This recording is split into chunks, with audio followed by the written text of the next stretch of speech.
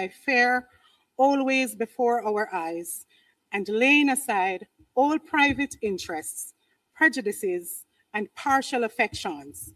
The result of all our counsels may be to the glory of thy blessed name, the maintenance of truth, religion, and justice, the safety, honor, and happiness of the king, the public weal, peace and tranquility of the island, and the uniting and knitting together of the hearts of all persons and estates within the same, in true Christian love and charity one towards another, through Jesus Christ our Lord. Amen.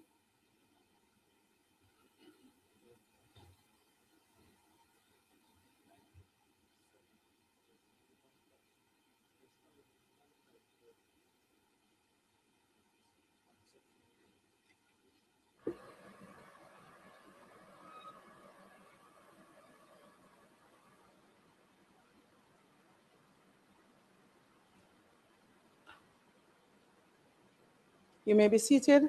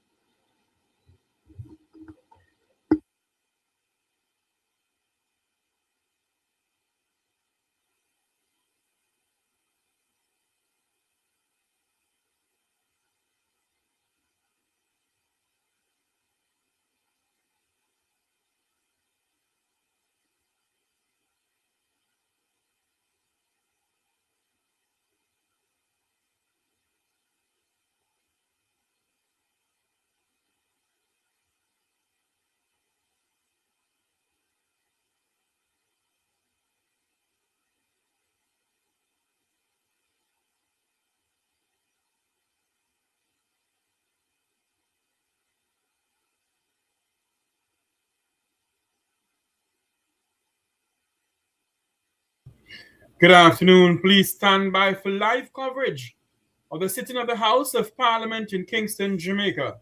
We're coming to you live. Please stand by for live coverage. We're coming to you live from Garden House. As today's sitting, the 9th of December, my birthday. We're coming to you live from Garden House. Stand by for live feed. Live audio, I should say.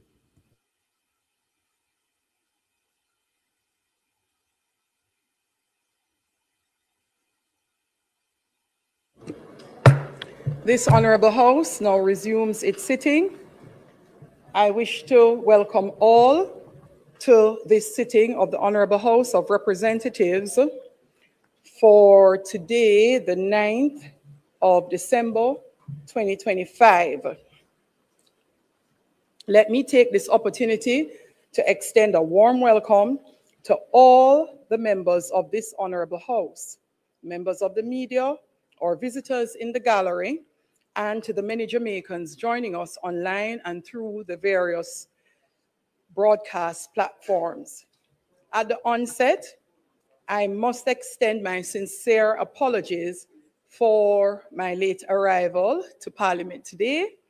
I was engaged in a robust and necessary discussion with Mr. Craig Beresford, the Executive Director of the Integrity Commission, who met with myself as Speaker and previously with the President of the Senate.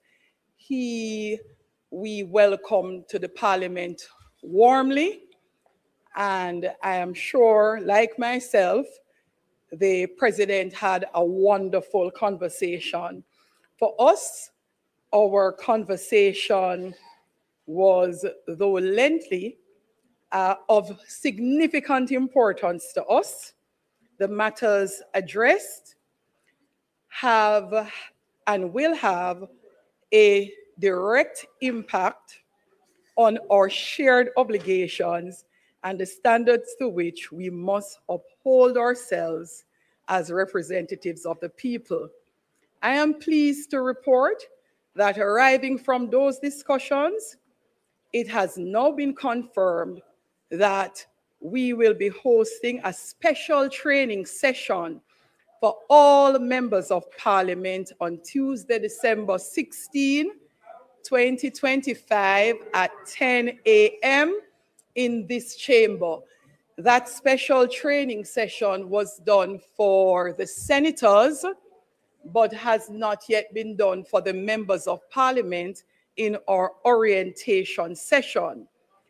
This session will guide us through the proper completion of statutory declarations, which fall due on December 31st, 2025.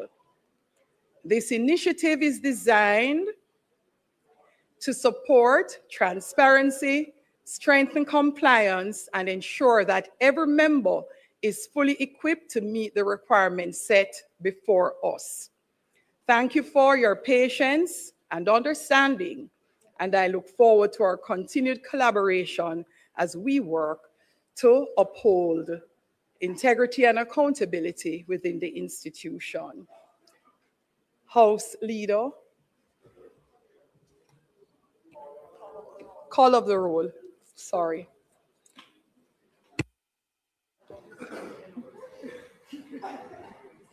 Mr. Clark, Mr. Green, Dr. Holness, Dr. Chang, Mrs. Williams, Mr. Bartlett, Ms. Grange, Dr. Tufton, Mr. Mackenzie, Mr. Montague, Mr. Vaz, Mr. Chuck, Mr. Charles Jr., Mr. Morgan, Ambassador Marks, Mr. Samuda, Dr. Wheatley, Mrs. Cuthbert Flynn, Mr. Terlong, Mr. Witter, Mrs. Dalrymple Filbert, Ms. Morrison,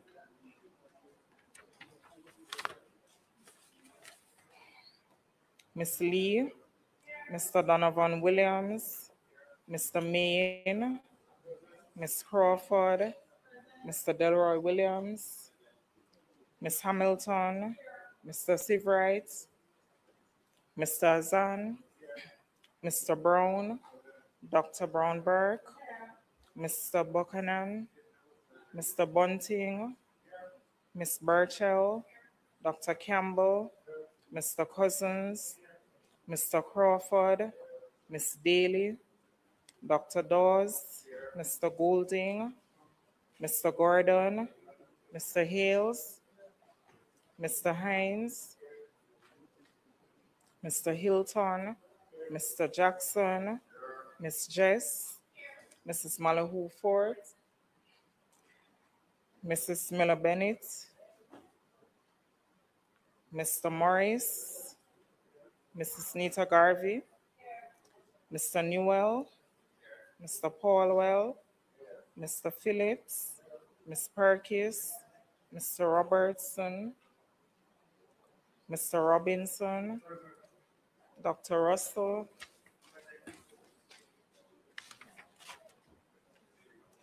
Ms. Shaw, Mr. Smith, Mr. Vaz, and Mr. Warmington. Thank you, Madam Speaker.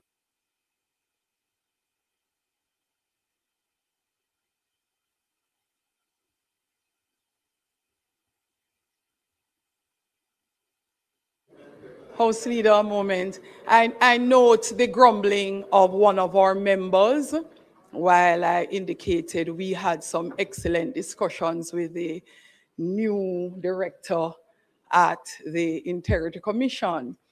May not have appreciated why we were having that courtesy call. It was initiated by the Commission and welcomed by the Parliament. And I would like to remind us that we have a lot of new members seated in the House who will benefit from the training and from the information that helps with their ability to comply. Some persons are more experienced than others, but even the experienced members of the House will find benefit from having a lot more sense of certainty in respect of how we complete these declarations and do our reporting. So I encourage all members to come to the training next week, Tuesday at 10 a.m.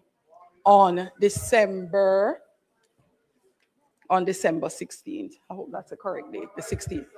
House leader.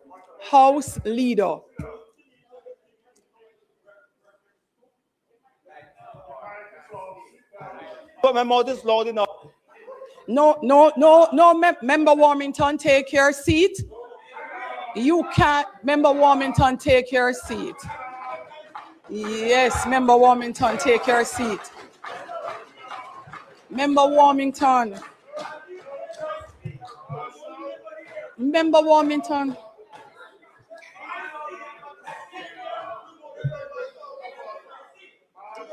Member Warmington. Member Warmington.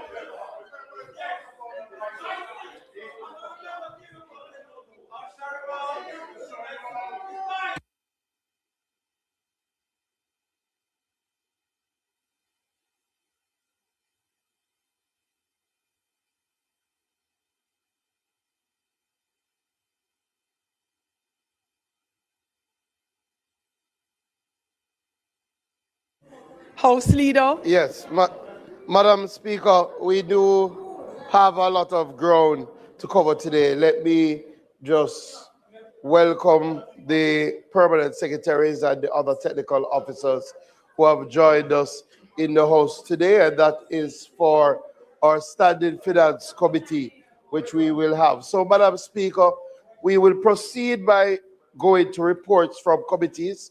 We plan to treat with the PAAC report and then the Standing Finance Committee, at which time we will come back into the House. But we're going to do the PAAC report, and let me thank the chair and the members of the PAAC for taking and thoroughly interrogating the budget process. I think they are saving us a lot of time today, because I watched and they really asked a lot of questions in that PAAC sitting.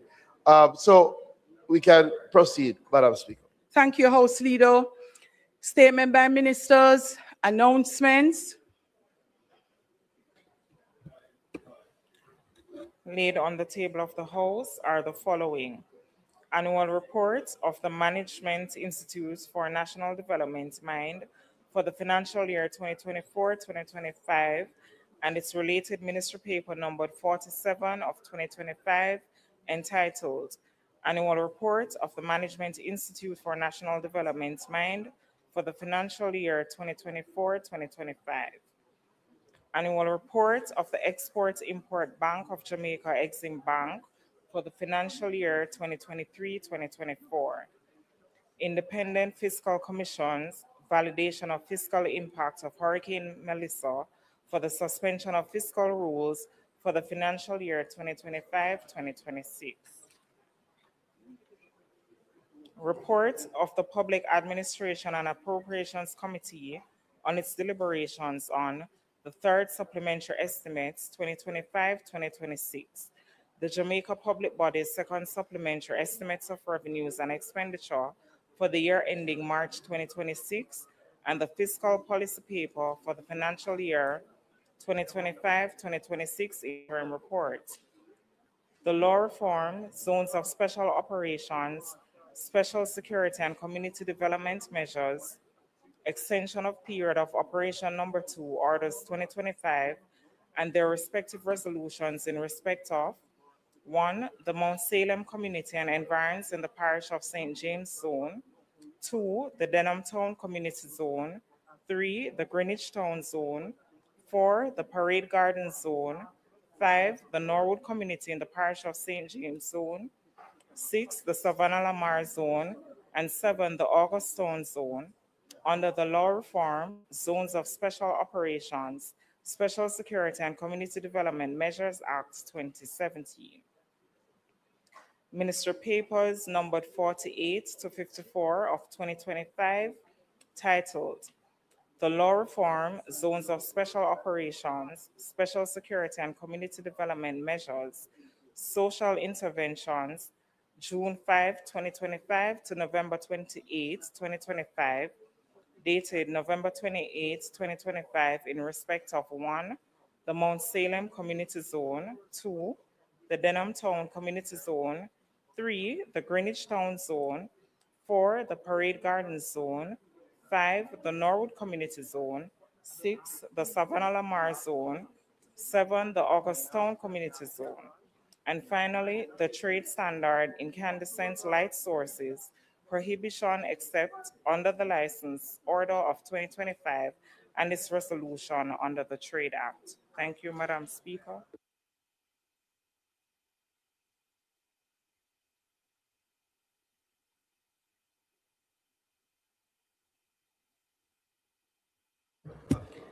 Reports, bills brought from the Senate, petition papers, reports from committees. Madam Speaker, I beg to lay on the table of the House of Representatives a copy of the report of the Public Administration and Appropriations Committee on its deliberations on the third supplementary estimates 2025-26, the Jamaica Public Body's second supplementary estimates of revenues and expenditure for the year ending March 2026, and the fiscal policy paper for the financial year 2025-26 interim report. Thank you, Member. Notices of motions given orally.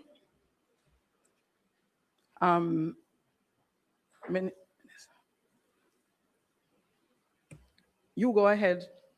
Madam Speaker, I beg to give notice that at the next meeting of the House, I will move the following motion. Be it resolved that the report of the Public Administration and Appropriations Committee on its deliberations on the third supplementary estimates 2025-26, the Jamaica Public Body's second supplementary estimates of revenues and expenditure for the year ending March 2026, and the fiscal policy paper for the financial year 2025-26 interim report, which was laid on the table of the House on the 9th day of December 2025, be adopted.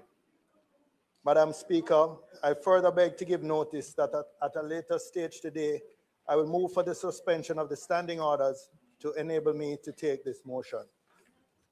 Thank you.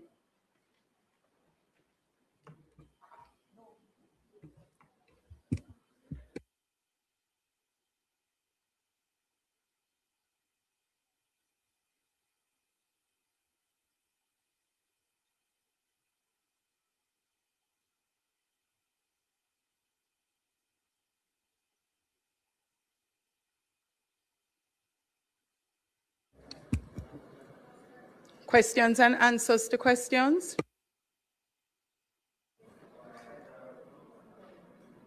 Madam Speaker, I beg to give notice that at the expiration of 21 clear days, I will ask the Minister of Agriculture, Fisheries and Mining the following question standing in my name.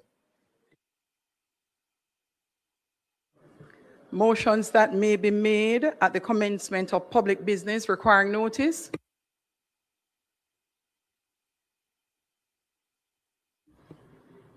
Motions relating to the sitting of the House. Motions for leave to introduce bills. Presentation of bills without leave of the House, first obtained. Public business, House Leader. Madam Speaker, in public business, at this time, we will take the motion moved by Member Bunting at this time.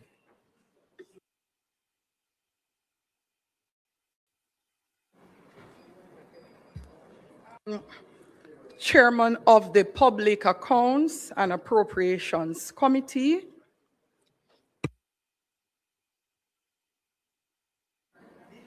Madam Speaker, I now move for the suspension of standing orders to enable me to take the motion, notice of which I gave earlier. The question is that the standing orders be suspended to enable the member to take the motion, notice of which he gave earlier. Those in favor? Those against? The ayes have it. Chair, you may start your report. Turn your mic on, please.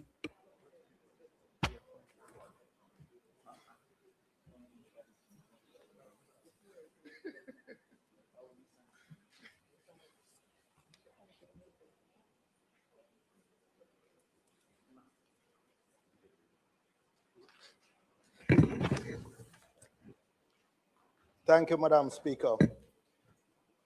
I rise as chairman of the Public Administration and Appropriations Committee to move the adoption of the committee's report on the fiscal policy paper interim for financial year 2025-26, the third supplementary estimates, and the public body's second supplementary estimates laid before this honorable House.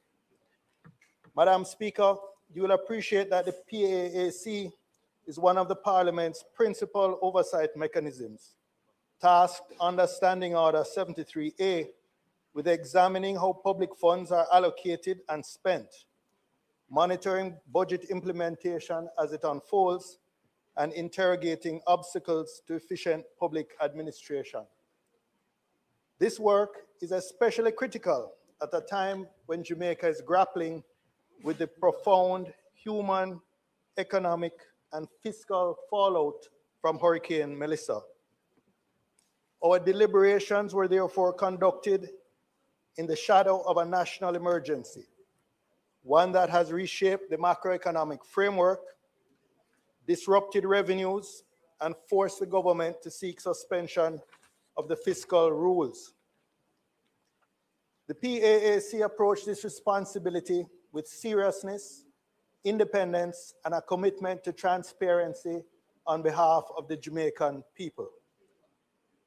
I wish to highlight several matters that the committee found particularly concerning. The first is that the interim fiscal policy paper was tabled more than 2 months late, in clear breach of Section 48E of the FAA Act. This is not a trivial matter. Timely fiscal reporting is fundamental to accountability, and this breach requires explanation and corrective action from the executive. I should point out that this report was due by the end of September, before Hurricane Melissa. And notwithstanding the fact that there was an election on September 3rd, this report is prepared by the technical officials of the ministry, not by the political directorate. The second point I'd wish to highlight is that the economic outlook has deteriorated sharply. A recovery in the first half of the year, recording growth of 2.8%, has reversed into a projected 4.3% contraction for the full fiscal year. Inflation is projected to spike to 9.5%, and unemployment is expected to rise. These shifts underscore the fragility of our economy and the urgency of a coherent recovery strategy. The third supplementary estimates reflect a substantial increase of 106.3 billion in overall expenditure, with over 53.5 billion earmarked for Hurricane Melissa recovery efforts.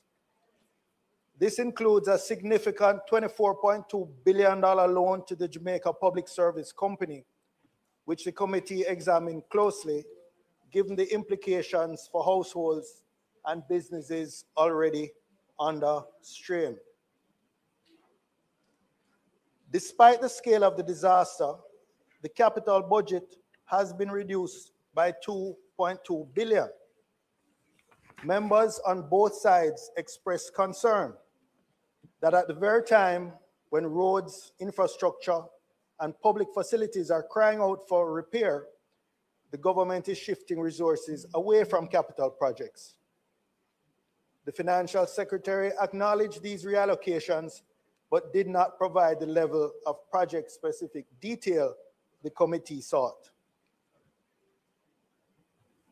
The committee also interrogated large changes within the budget of the Office of the Prime Minister, including the transfer and significant increase in allocations related to the Jamaica Defense Force, as well as the inexplicable routing and later correction of Constituency Development Fund provisions. These require fuller explanation and stronger administrative controls. We further recorded concerns over the adequacy of support for the education sector, for public bodies facing liquidity strain, and for ministries, departments, and agencies tasked with recovery responsibilities, but constrained by delays in the release of funds. The PAAC does not exist to ratify government decisions. It exists to scrutinize them fairly but firmly, so that the public can have confidence that the scarce national resources are being managed responsibly, especially in this time of national hardship. Even with the concerns raised, the committee ultimately agreed in the national interest to recommend approval of the three instruments before the House. One, the fiscal policy paper interim report for 2025-26. Two, the third supplementary estimates for financial year 2025-26. And three, the public body's second supplementary estimates. However, I wish to emphasize that approval does not imply endorsement of every decision or allocation. The committee will continue to exercise vigilant oversight as the recovery unfolds, and we expect the government to address the deficiencies identified in our report. Madam Speaker, at this time, I will pause to allow other members who may wish to contribute to the debate on the motion.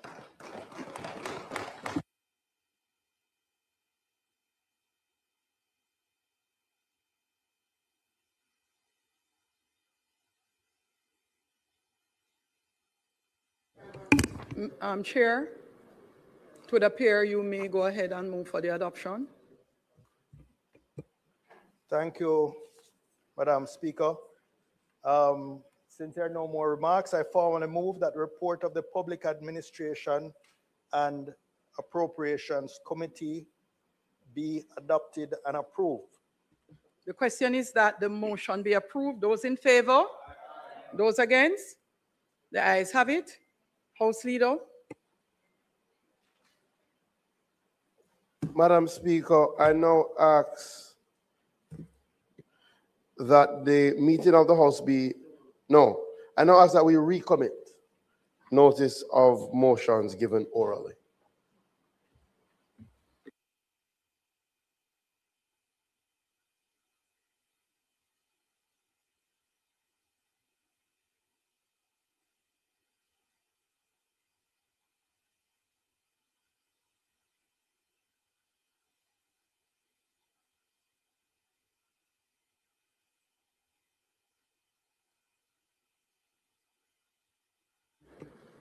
Notices of motions given orally.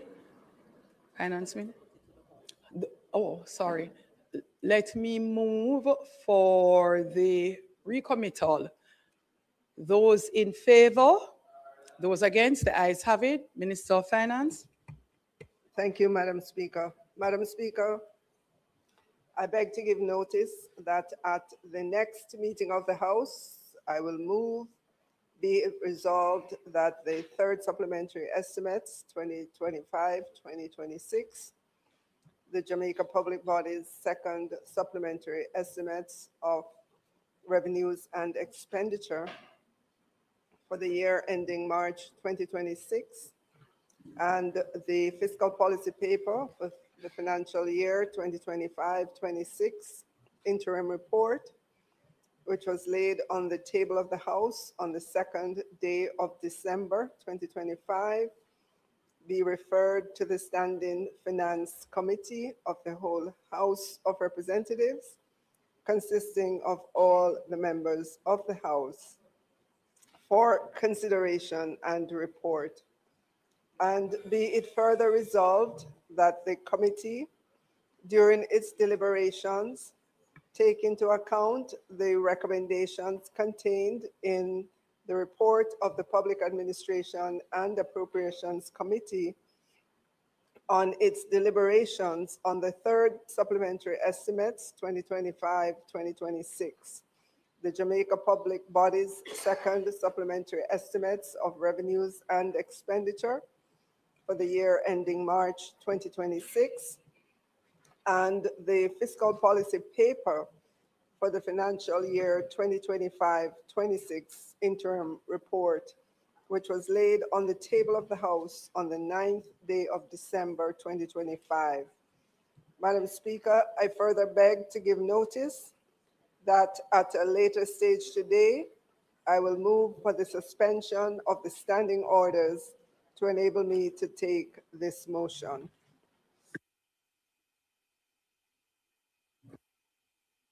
Public business, House Leader. You may go ahead, Minister of Finance. Madam Speaker, I now move for the suspension of the standing orders to enable me to take the motion, notice of which I gave earlier. Those in favor? Those against? The ayes have it.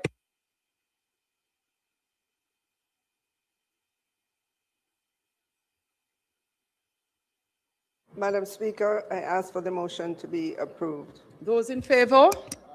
Those against? The ayes have it. House Leader. Madam Speaker, I now ask that the meeting of the House be suspended for the Standing Finance Committee to meet to consider the third supplemental estimates 2025-2026, the Jamaica Public Body's second supplementary estimates of revenues and expenditure for the year ending March 2026, and the fiscal policy paper for the financial year 2025-2026 interim report. The question is that the meeting of the House be suspended for the Standing Finance Committee to meet to consider the third supplementary estimate for 2025-2026, the public body's second supplementary estimate of revenues and expenditure for the year ended March 2026, and the fiscal policy paper for the financial year 2025-2026 interim report. Those in favor? Those against? The ayes have it. Meeting of the House is now suspended for Standing Finance Committee to meet. Standing Finance, please give me 2 seconds.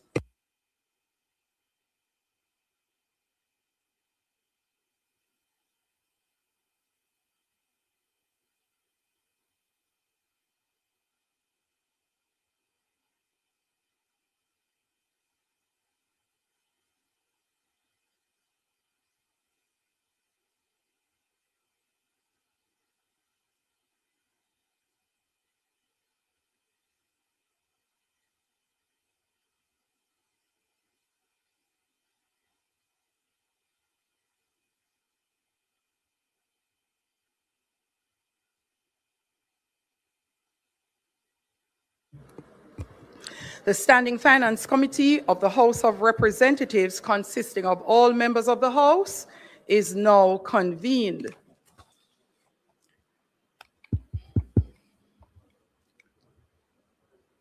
I will ask the member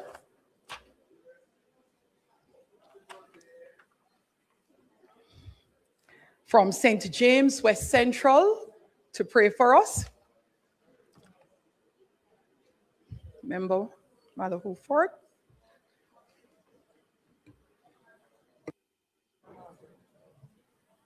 Members. Member Mallow Fort will now pray for us, all members. Let us pray. Almighty God, we come into your presence knowing that nothing is hid from you, that you see and you know all things. Great responsibility has been entrusted to us as members of this honorable house. The people of Jamaica are depending on us to make right decisions. I ask for clarity of thought and for an air of constructiveness as we review and deliberate upon matters which reflect the highest priority of any government, those which are contained in a budget. We thank you, O Lord, for continuing to guide and protect us. May what we do bring good to our people and glory to your name. Amen. Amen.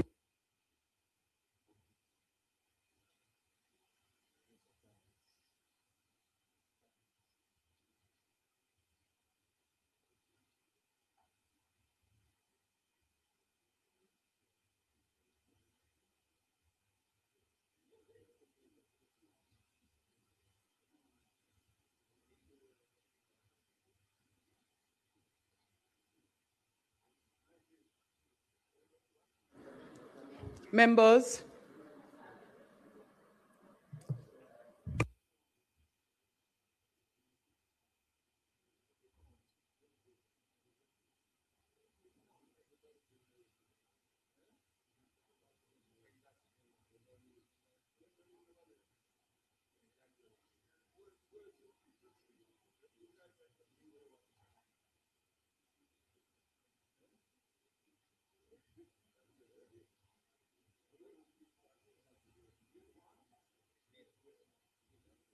Madam Speaker,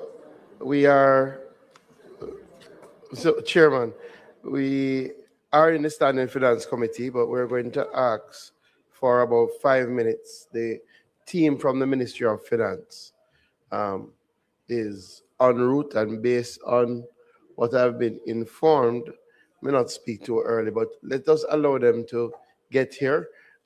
We should be able to proceed fairly quickly based on the work that has already been done by the PAAC, but there are apparently a couple of amendments to come. So we're going to ask Chair for a 5-minute suspension of the Standing Finance Committee to allow the FS and her team from Finance to get here.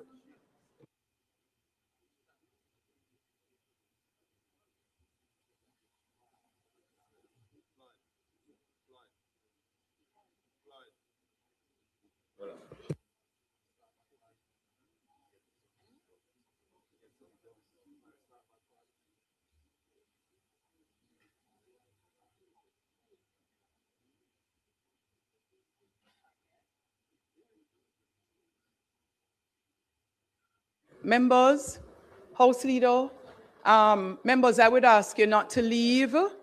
I would like to confer with the House Leader because it may make sense that we go back to the House for some discussions. No.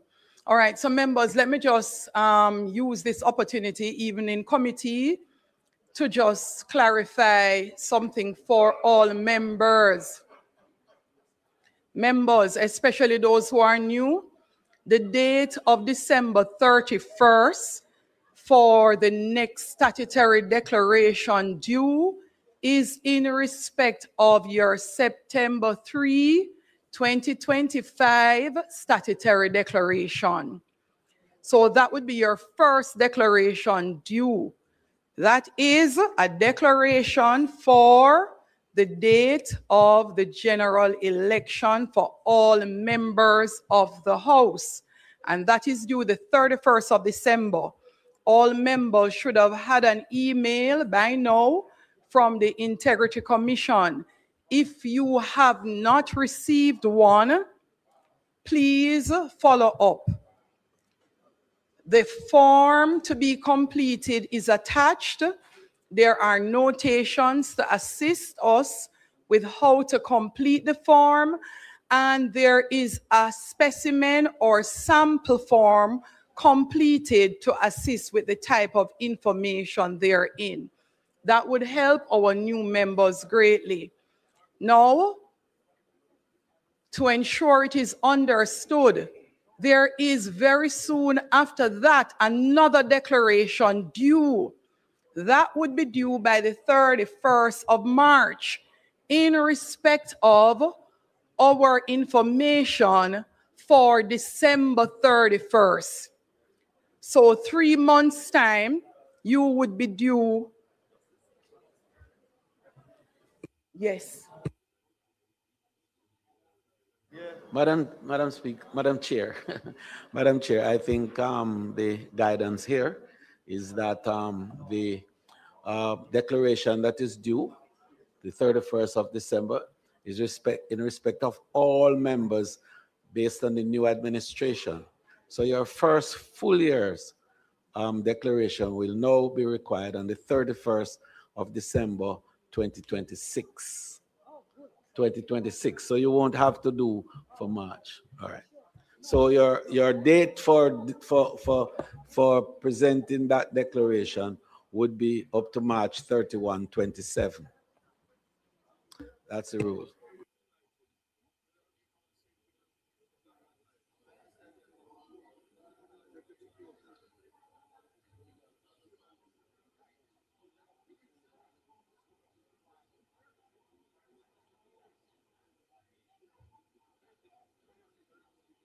Yes, Chairman, I think we need to clarify because it is my understanding, it is my understanding that those of us who have been here will do a declaration for the third, but but at the end of the year, we still have to do an entire year's declaration. Yes, yes. Members, I do believe it is not necessary for us to have this particular debate and deliberation at this time. What is of the utmost importance at this moment or juncture is what's due for the 31st of December, which is our report of our balances and information for September 3rd. I do believe we will have an opportunity to further clarify in respect of anything else. Thank you very much, members.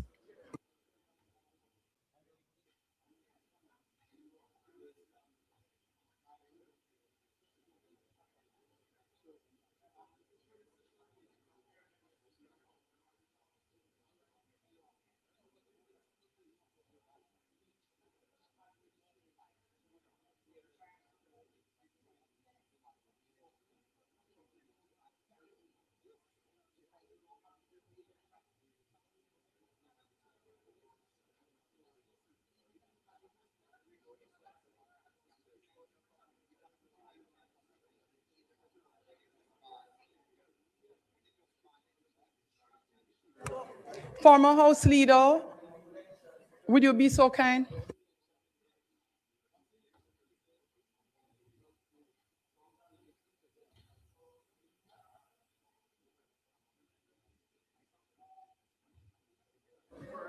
Minister, House Leader, not so, and that's why we want clarification. And why it is, why? Because there are some members who have businesses who have financial year end as at December 31st.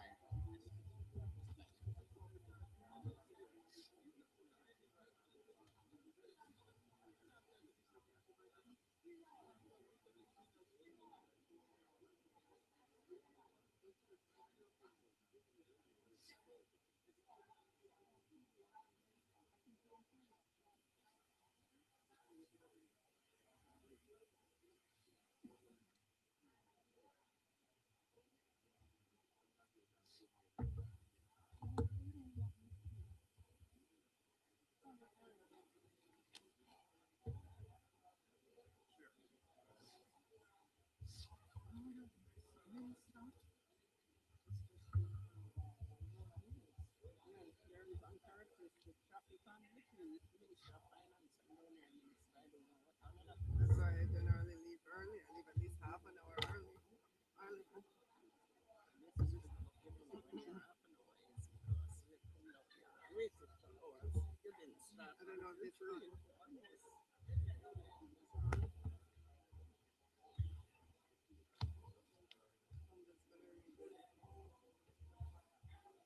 really do the amendment. All right, these are the amendments. Okay. All right. So I'm just gonna read the things.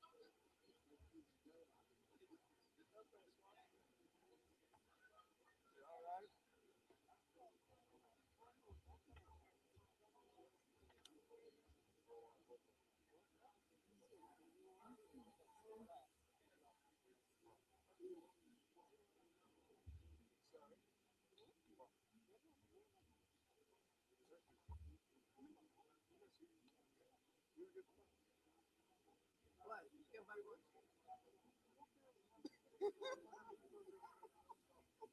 Is this on?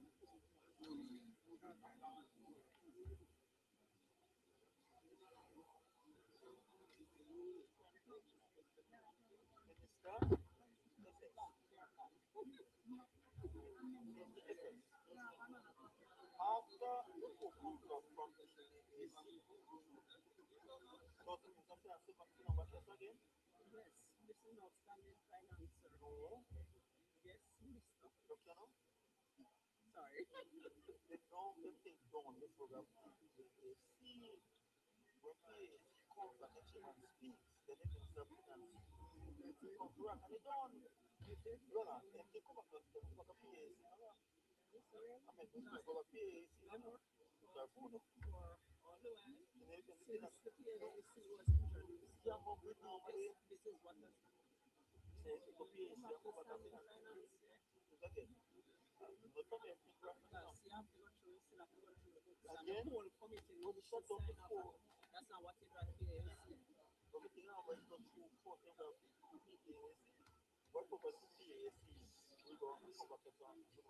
Members, we are ready to reconvene standing finance committee of the entire house.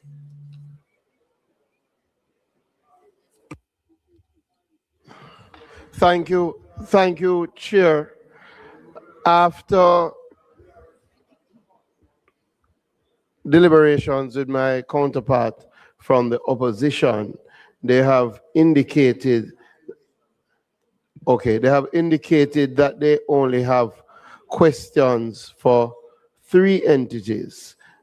The Ministry of Finance and the Minister and her team are seated. The Office of the Prime Minister and the Ministry of Education. So I want to thank the other technical teams who are here. I wanted to say that openly because we know they all have a lot to do and we know they have to make the time to be here. So the opposition will be fielding questions to the Ministry of Finance, the Office of the Prime Minister, and the Ministry of Education. The Minister and the Ministry of Finance team is there, and I now turn over to the members of the committee. Members, you would have remembered that on the second day of December 2025, the House of Representatives, by resolution, referred the third supplementary estimate 2025-2026, the Jamaica Public Body's second supplementary estimates of revenue and expenditure for the year ending March 2026, and the fiscal policy paper for the financial year 2025-2026, interim report to the Public Administration and Appropriations Committee of the House of Representatives for consideration and report. The committee's report, along with the third supplementary estimates 2025-2026, the Jamaica Public Body's second supplementary estimates of revenue and expenditure for the year ending March 2026, and the fiscal policy paper for the financial year 2025-2026 interim report are now before us for our consideration and report. The committee is now ready to start its deliberation, and the House Leader has indicated how we will proceed. Minister of Finance. Thank you.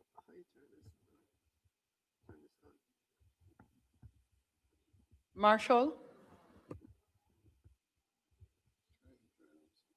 No.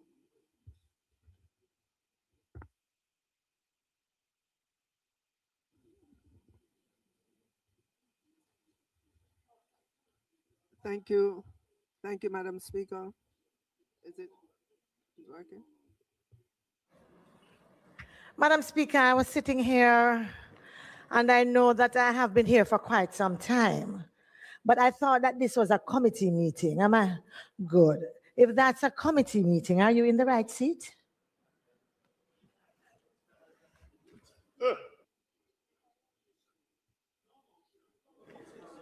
Member, in committee, you can and usually come down.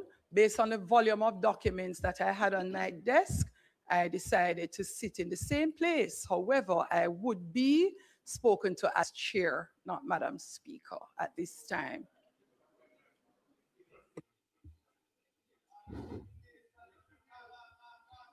Member, if you notice, the maze has been lowered as well. So we are in committee.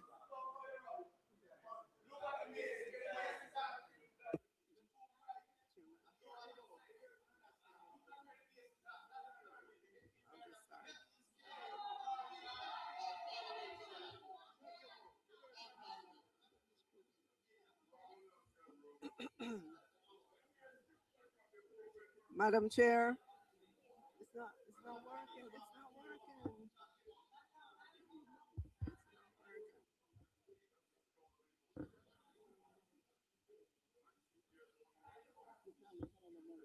It's still not working. Check, check.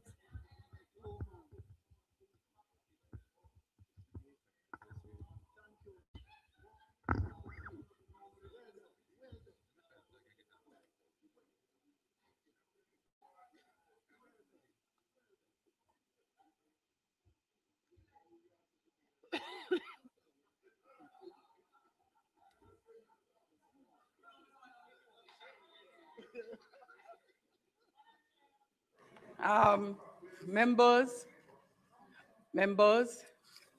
I have completed my preamble. Minister.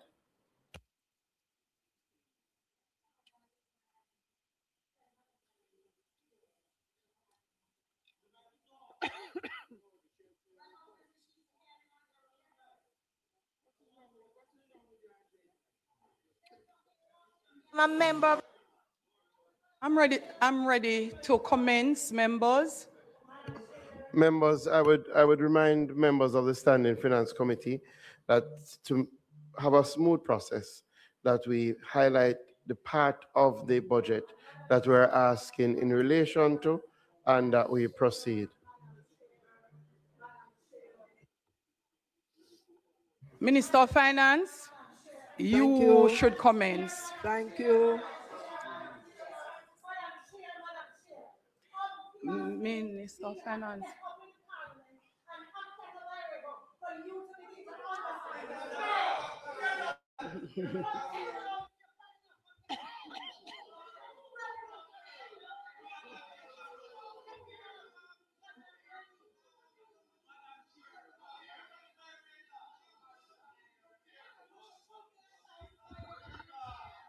Check. Check, audio check.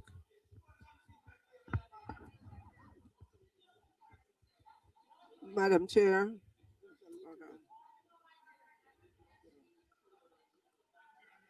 Minister of Finance. Thank you. Thank you, Madam Chair. By now, Madam Chair, everyone knows that the Jamaican economy was significantly impacted on October 28th by Hurricane Melissa, which made landfall in Westmoreland. According to the PIOJ, the most severely impacted parishes included St. Elizabeth, St. James. Minister of Finance not hearing you at all. I don't know.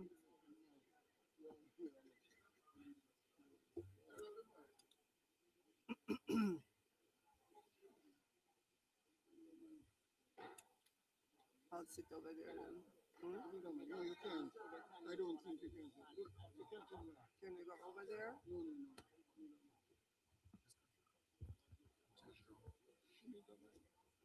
I know. Can you talk and then I hear?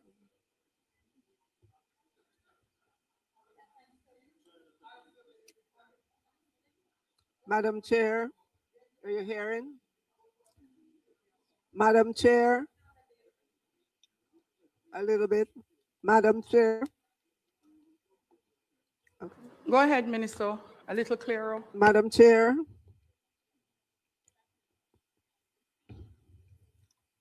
By now, everyone knows that the Jamaican economy was significantly impacted on October 28th by Hurricane Melissa, which made landfall in Westmoreland. According to the PIOJ, there were several impacted parishes: Westmoreland, St. Elizabeth, St. James, Hanover, Trelawney, St. Anne, and Manchester. The preliminary projection for real economic growth for fiscal year 2025-26 now stands at minus 4.3%, a decline compared to 2.2% at the time of the original budget. Nominal growth is now projected to be minus 0.2%. As a result, the central government's second supplementary estimates for fiscal year 2025-26, which was tabled on Tuesday, October 21, 2025, must now be significantly adjusted for the impact both revenue and expenditure on the budget arising from pre- and post-Hurricane Melissa matters. Whereas the second supplementary budget was projected to be in balance, the preliminary assessment is for the central government to now generate a fiscal deficit of 3.5%. The debt ratio is now projected to increase to 68.2% of GDP for this fiscal year. Having said that, Madam Chair, the government remains committed, even more so during this crisis, to prudent fiscal management. And with those opening words, Madam Chair, we will take any questions that there may be. We will end up having to operate in the same way. If you are not finished speaking, please do not turn your mic off. That way, we go one by one in the order in which your mic was turned on. Are we clear? Member Robinson, go ahead. Thank you, Madam Chairman. I have two procedural points. Oh, sorry. My apology. Madam. Yes, I have two procedural points. One is a question, the other is a statement. Has there been significant changes to the supplementary since we approved it just now? And if so, could you walk us through what those major changes are? Because a document has been put here which seems lengthy, and it's important before we proceed that you let us know what those substantive changes are. So that's my first question. Thank you, Member. So yes, there are some changes. There are some amendments to the third supplementary estimates. Those amendments include head 20,000. There was a typographical error in title on pages 20,000-1 to 20,000-8. The error should be corrected to read third supplementary estimates 2025-26. There's also an amendment $47 million for the special end-of-year constituency-based disaster mitigation program to support urgent works such as drain cleaning, debushing, debris removal, and minor repairs. And these were inadvertently allocated on the head 15,000 Office of the Prime Minister. The Standing Finance Committee amendment shows the $850 million allocated to head 19,000 recurrent Ministry of Economic Growth and Infrastructure Development to be utilized by the NWA as follows. National Cleanup and Resilience Building Program, $630 million. And targeted responses to urgent and emerging needs, $220 million. The third amendment is $1.7 billion. Minister of Finance, I note that a member is holding up his hand. He's having the same challenge that we are having. Yeah, following where this you are. This amendment is difficult to follow. Follow is very difficult to follow. So what would have been good is either we go in order of this amendment document, or all of us will have to sit and number it page 1 through so that we know from whence you speak. The sections, the heads that have several sheets. Are there no notes on what you have? No. No. So Okay. so those heads that have more than one page of amendment will show the head and page 1, 2. So as in head 20,000 has -1, 2011 1, and then nothing after that. 26-1, 2600-1, and then 2659-1. But it is hard to follow for the members because the entire amendment document is one composite document without pages. So we may have to pause and all of us number our pages at this time. But in future, it would be good for the Ministry of Finance if we have a bulk of amendments to have, before it's printed, page numbering at the bottom or top of the document so that all of us can follow. Can we copy this? Yeah. So we can match back with the explanations. I mean, Madam Speaker, we don't want to be difficult, Right. but quite difficult, frankly, you're no, reasonable. I'm saying Madam it really is Reasonable. difficult to follow It's reasonable. without a written You're correct. document. Absolutely reasonable. So members, let us all just number the pages that we have received. That's this amendment document in the interest of time. The top, right? And Minister of Finance, in referring to major amendments, Madam would now Chair. refer to the page. by number. Madam Chair, just to note, the heads are at the top left-hand corner. That's not the challenge, Minister.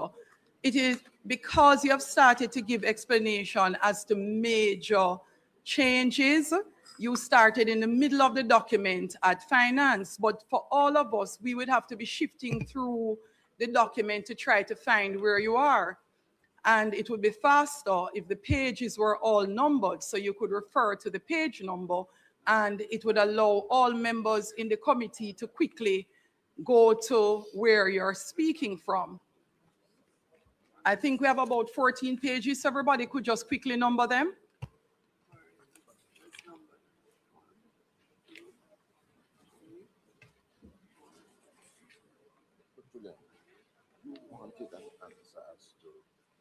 Whether or not there have been substantial changes. So either the thing has gone up or down. Yeah. But like the one for 600 and something million, that's a substantial change. Yeah. That's but that is for our benefit. Yes, absolutely. So can't fight that. No. But we want to highlight it.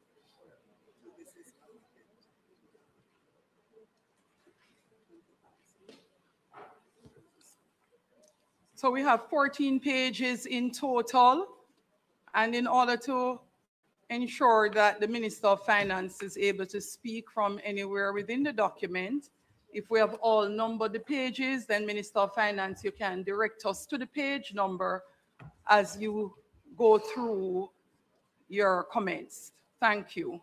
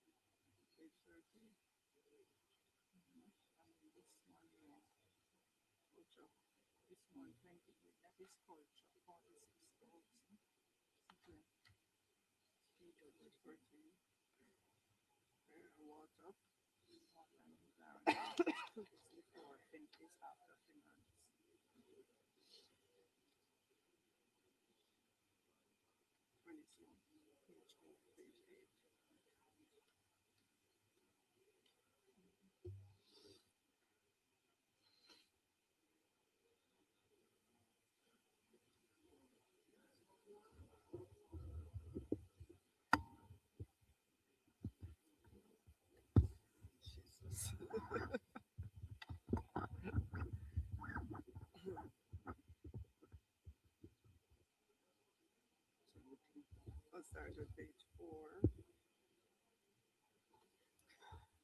Madam Chair. Madam Chair. Madam Chair. Oh, hold a moment, please, Minister of Finance, just a moment.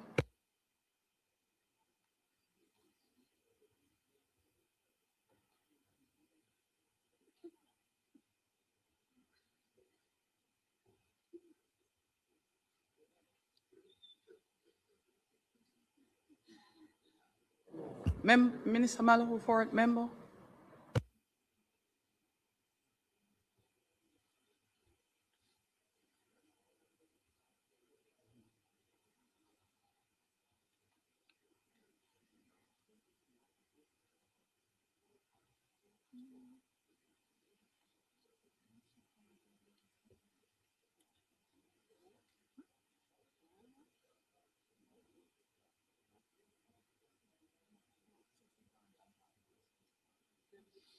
Okay, now you said this was inadvertently already. 1500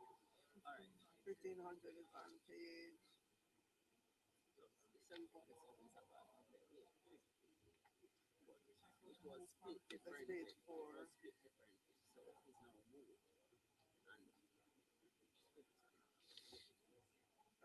That's page 4. No, this is page. Page 4? The 1500. Yeah, 1500 is page 4. So you're removing it from 1500 to 19 to 1900. 19,000.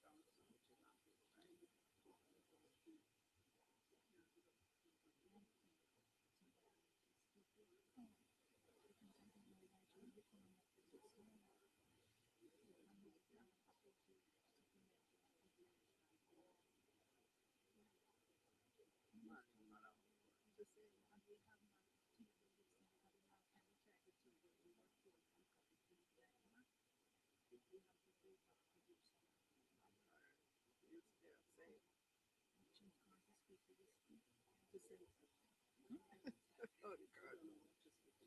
All right, let's wait.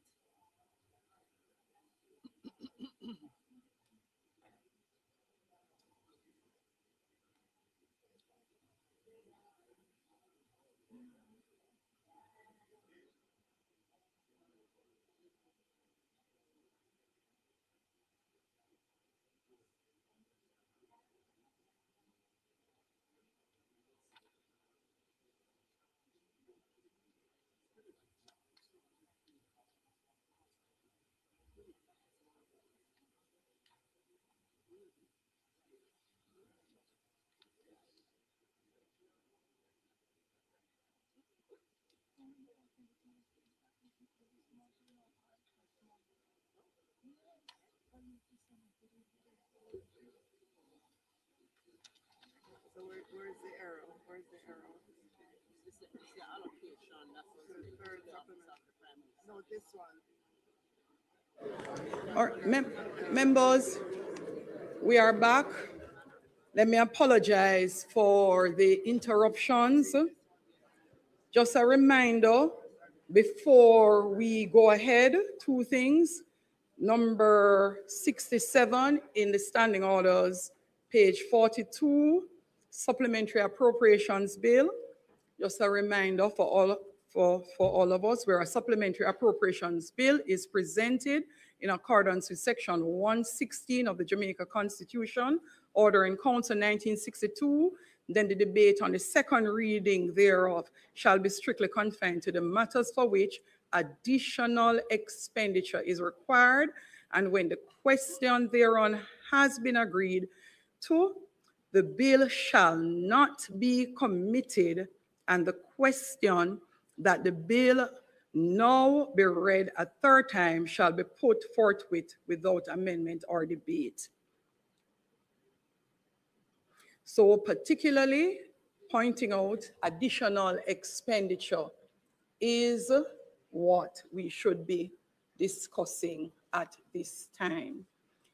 Another point to make, Minister, in the House, the chair of the PAAC pointed out certain concerns coming from the PAAC meeting in his report.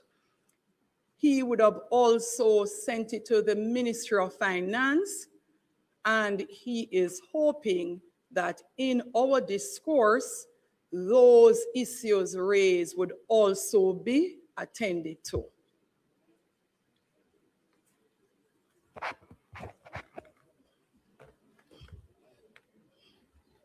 It would have been sent to the Ministry of Finance yesterday, so you could indicate if you are, and you actually also acknowledge receipt at Finance.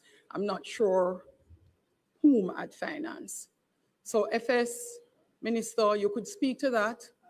And if not, Minister, you may want to have the team still take a look at those concerns in the event that assistance is needed in being able to respond to those issues coming from the PAAC report.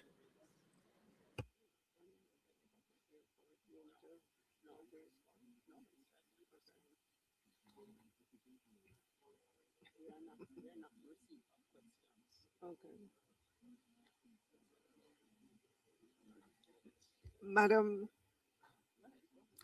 Madam Chair, I am being advised by the FS that she's not in receipt of the questions.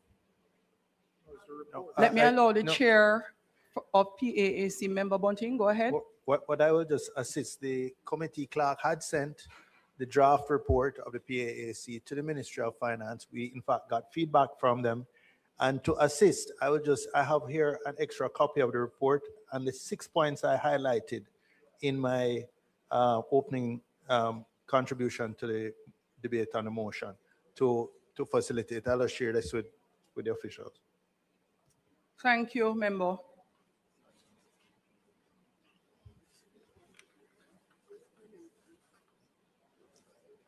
So, Minister of Finance, you may commence. And my understanding from Member Bunting, who chairs the PAAC, is that incorporated in these deliberations and discussions, he would love to be able, for the benefit of all, to have responses to those areas raised from the Ministry of Finance. All right.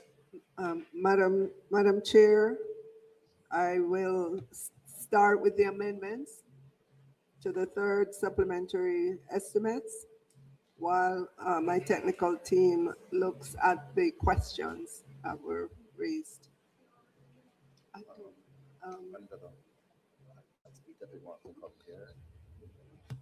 Captain, definitely we're having a problem with the mic.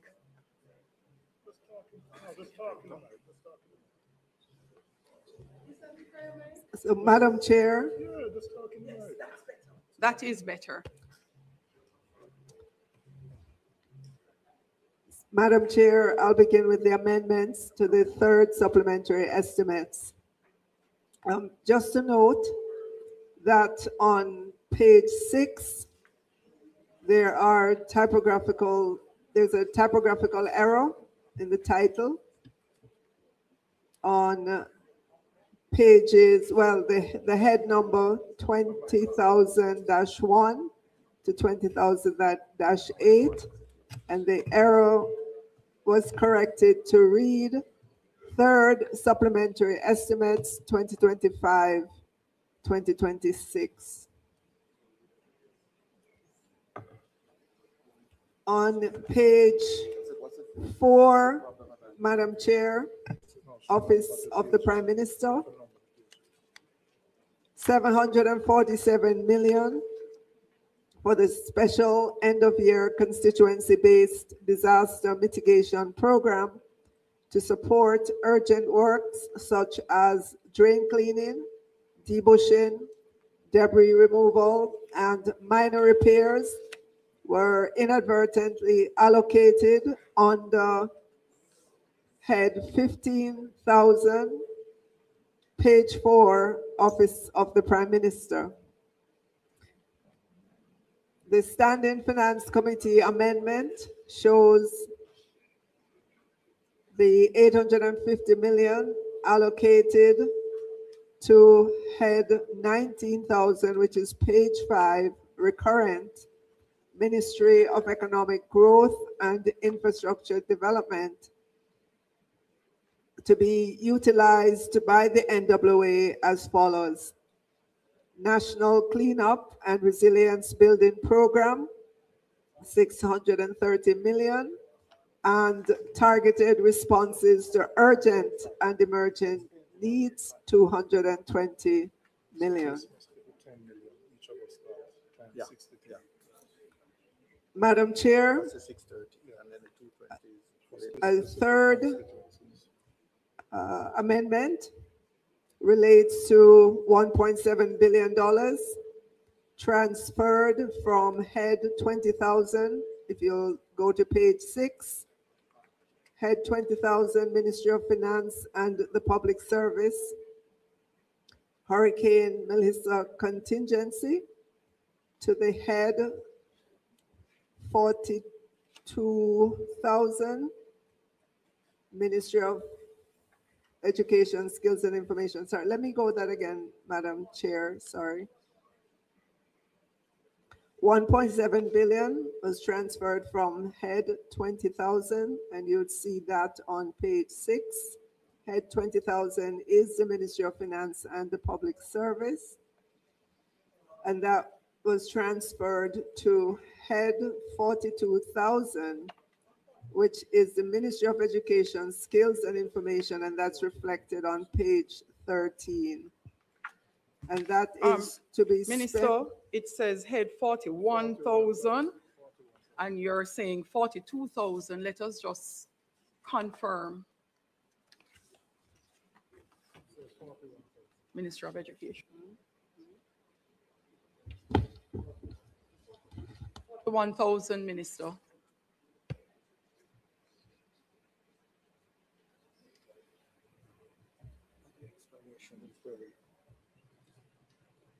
Additional requirement.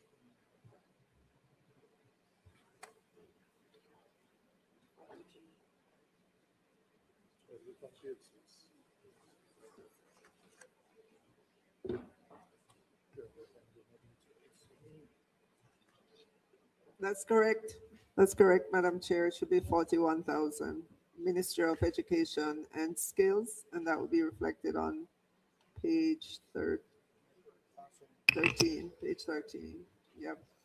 Since you're on that point, can you just indicate what the additional amounts are for? Is that for repairs to schools, etc., arising from Melissa? Yes. Yes, Hurricane Melissa relief and response, Ministry of Education. I know colleagues will have some follow-up questions specific to areas in their constituencies and schools, but I just wanted a broad answer as to what it represented.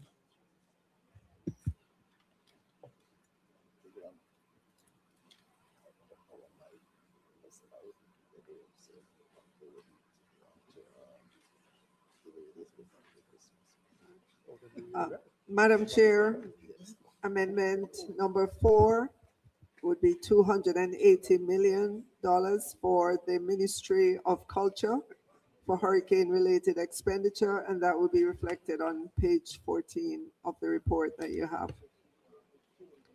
And there's $91 million to head 22.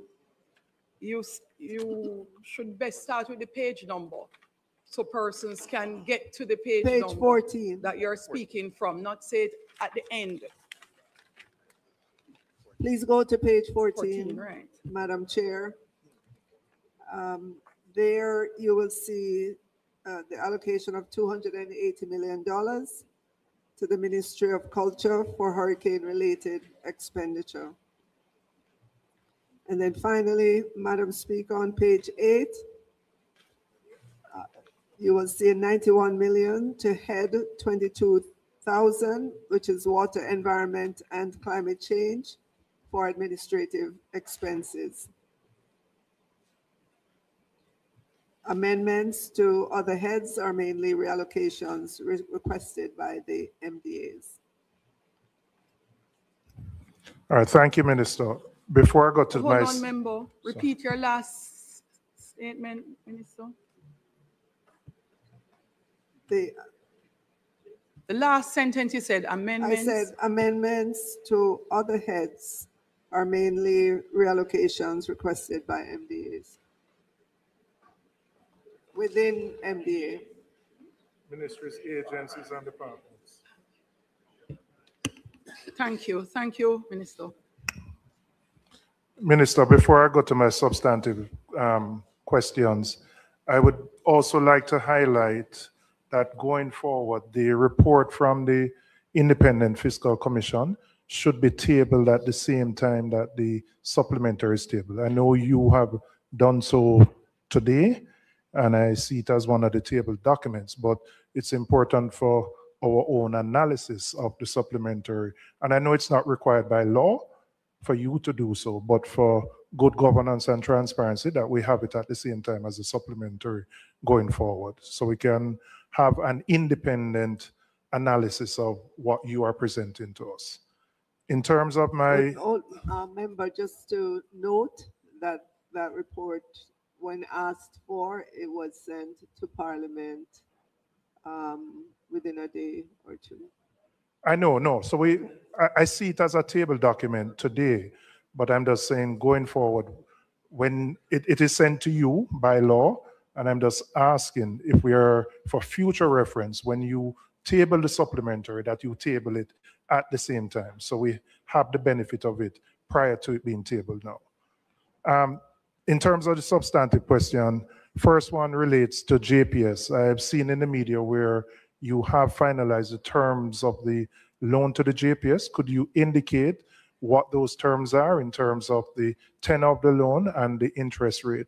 And I ask within the context of a concern that consumers will have about being charged higher bills to facilitate the repayment of this loan. So that's my first question.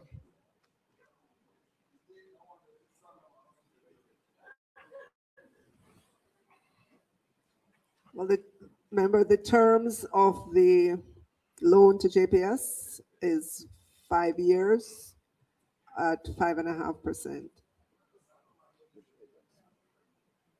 Can you indicate which government agency is the official agency providing the loan? Ministry of Finance and the Public Service. Or the ministry directly? Okay. There was, related to JPS, there was a allocation or a figure of 450 million US, not in the supplementary, but part of the overall loan package that the international financial institutions were providing, a part of the $6.7 billion. Could you provide some clarity as to what that 450 million US allocated or earmarked for JPS would be used for?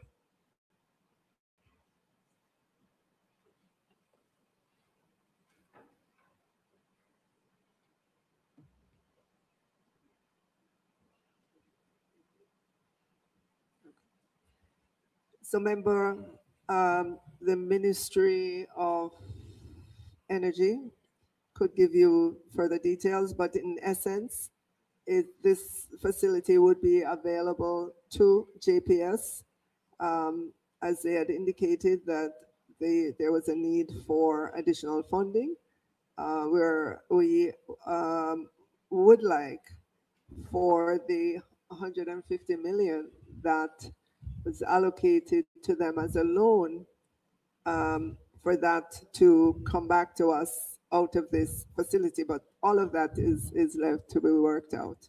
So if I'm understanding you correctly, we have provided an upfront loan of 150. The international financial institutions have made a provision of 450 million, which JPS can draw down on and use that to repay the government the 150. Is that correct? Just so you're aware, member, it's not something that is in place yet, but contemplated. No, I know. That's why I say earmarked and not definitive. But it's important to understand what it is earmarked for and what is the thinking, because obviously there would have been discussions between the government of Jamaica and the IFIs around this facility. And since the figure is there, we just want clarity on it.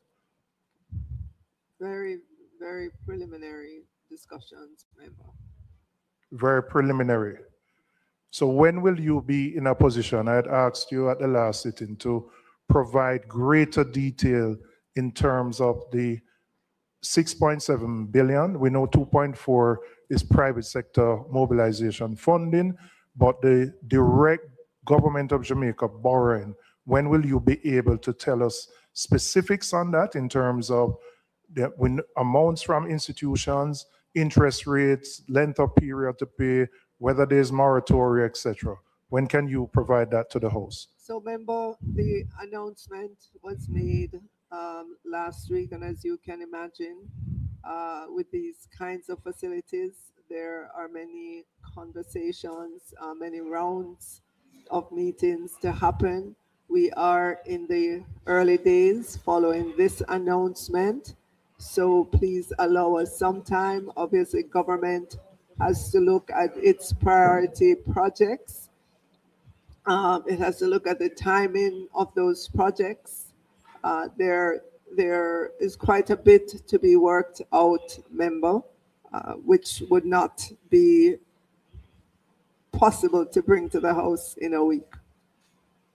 Okay, I understand that, but would you be in a position to say when? And I asked that within the context, you have made projections around our debt to GDP ratio, moving up to 68% and moving higher. I assume those projections would account for what you anticipate that you intend to borrow to deal with the gaps that arise from the fall off in economic income activity and taxable income.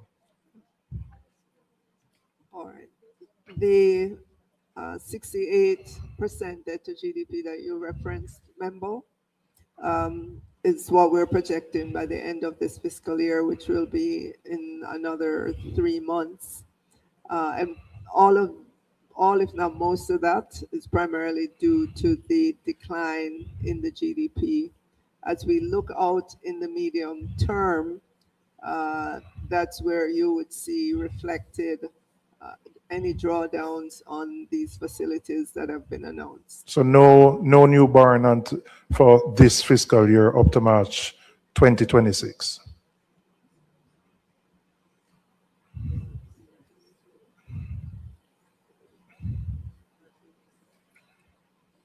So in this fiscal year, member, there is a little bit of borrowing, but not enough to move the needle significantly.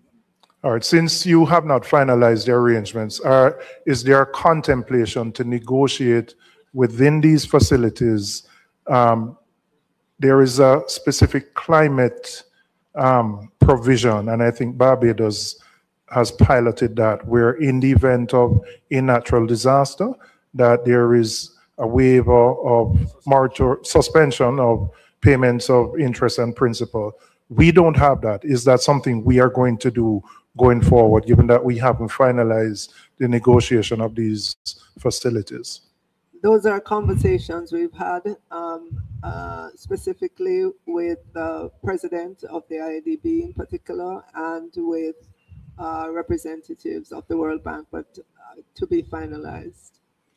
And then my final question, I've highlighted a number of times the chronic underspend of our capital budget. I know efforts have been made to address the procurement issues. There was a reallocation of 2 billion in this particular supplementary away from the capital budget. Can you indicate the specific steps that are being taken to ensure that we can, in fact, spend the allocations that are provided within the budget and within the context where there is such a great need now in this rebuilding exercise to have capital projects executed on time? Well, for this fiscal year so far, member, as you would probably know, we did have a hurricane, and that would have slowed some of the capital spending that we have to do for this year. But in terms of going forward and the reconstruction efforts that would need to be underway, you would have heard the Prime Minister talk about the National Recovery and Reconstruction Authority. an entity to coordinate the work that needs to be done for reconstruction, an entity that's supposed to be nimble in terms of its efforts and its coordination. So there's great expectation that as we go forward, that you will see, a better utilization of the capital that needs to be spent, especially for reconstruction. Minister, you know very well that the... I'm sorry, it's the National Reconstruction and Resilience Authority. No, but we know the problem of under expenditure on the capital budget is not specific to Hurricane Melissa or Hurricane Beryl. It's certainly for the last 4, maybe 5 fiscal years, we have had significant under expenditure. Now, is it that you're suggesting that NARA will be able to operate more efficiently and effectively than normal central budget and normal central government and the MDAs? Are there revised procurement guidelines that will be available to that agency so that they can actually spend the money?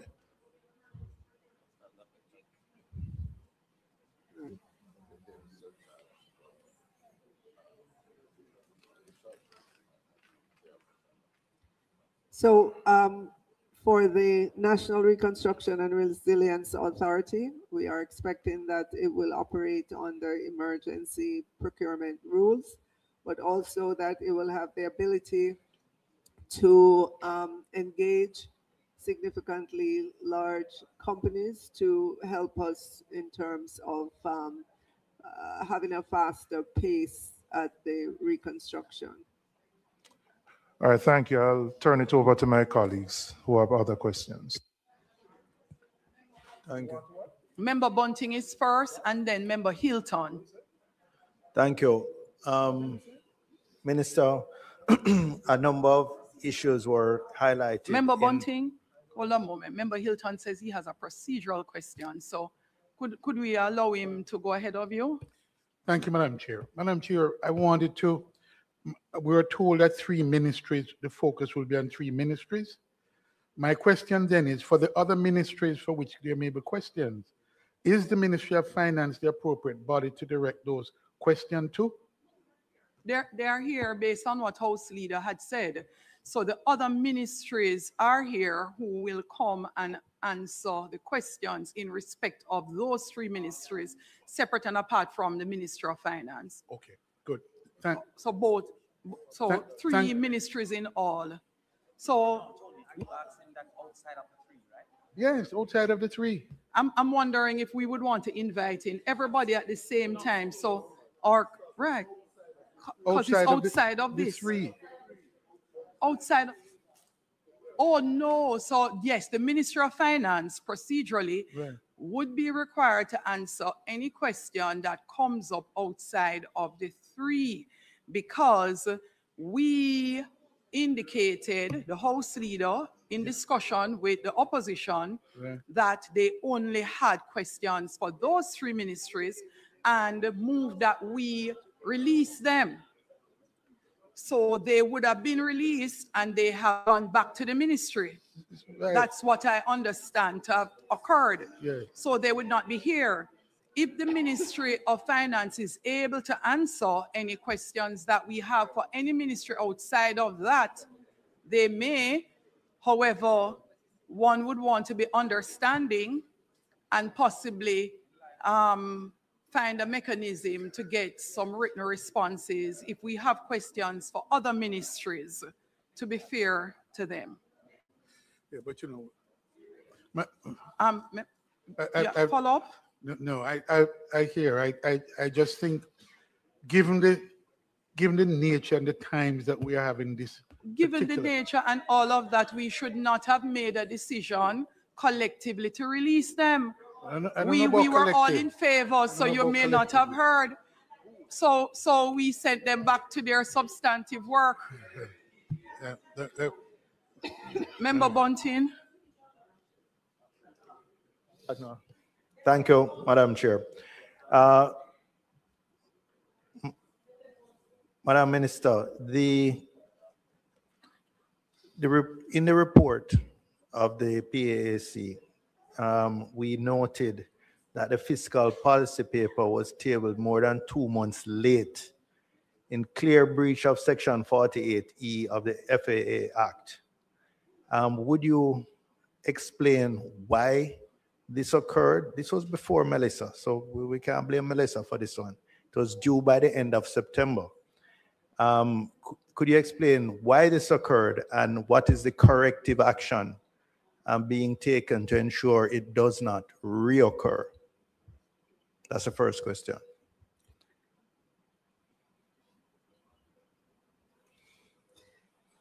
So, member, there were intervening events. As you may recall, there was an election. And then right after we came back into government, we had the hurricane. And so those events. But Minister, with respect, I don't think the financial secretary and her team were campaigning in the election. So that doesn't provide an excuse for why they did not have.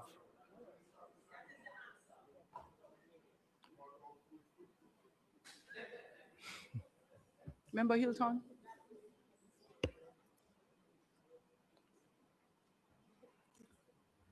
So I'm advised by the FS that the FPP fiscal policy paper interim requires policy decisions.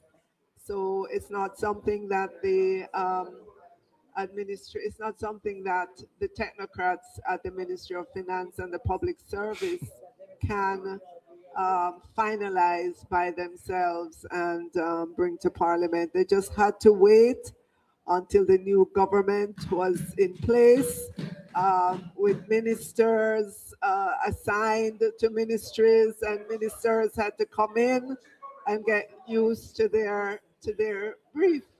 So that explains it, member.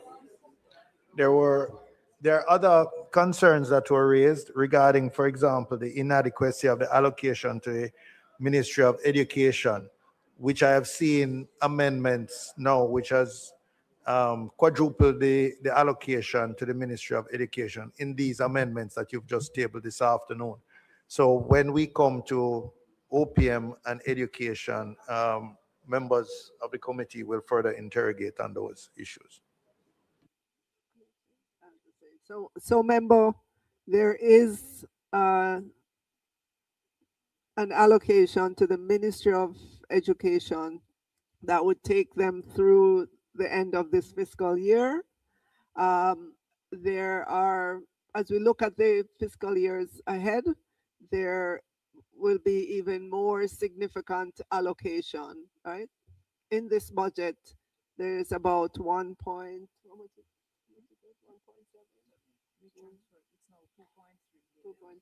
in this budget. 2.3, right, with the amendment, there will be 2.3 billion in this budget. Right, but it increased to 2.3 billion. And in subsequent fiscal years ahead, there will be significant allocation.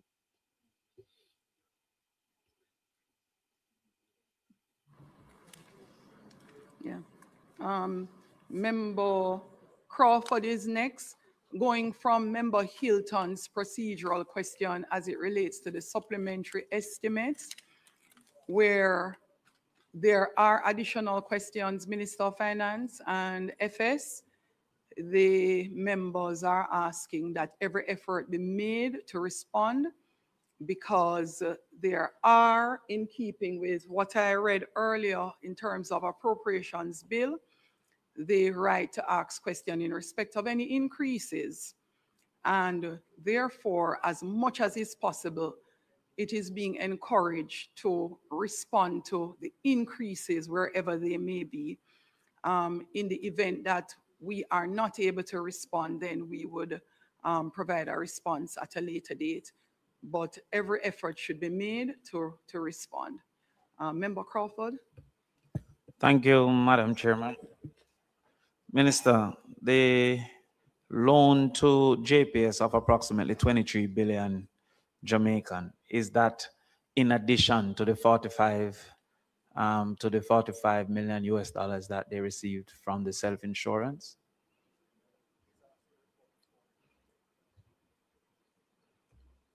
Yeah, remember the 150 million is a loan from the Ministry of Finance and well, it's a loan from the government,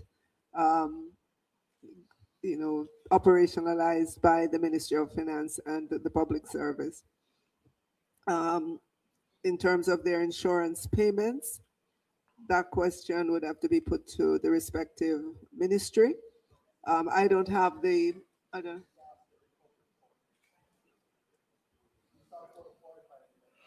okay, from the OUR. It has nothing to do with the loan. It's separate from the loan. So that is separate from the loan. Yeah. Okay. So all right. So in addition, all right. So the JPS loan that was given by the Ministry of Finance, do you have the current interest rate that was agreed to? 5.5%. 5.5%. Are we correct that the projected rate of borrowing that the government can achieve is approximately 12 to 15% projected? I'm sorry, projected based on what? 12. Can you explain a little bit more? Yeah, the documents that we have seen suggest that if the government was to borrow, the interest rates that they'll likely be able to achieve was approximately 12 to 15%. Is that correct? Absolutely not. Significantly lower.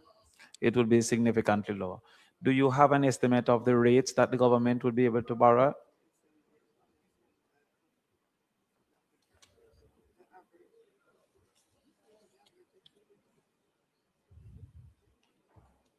The average rate, member, and if you look at our debt profile publication, you will see that it is in the single digit range. Yes, so can you give me a better understanding? Is it 3%, 7%, 8%?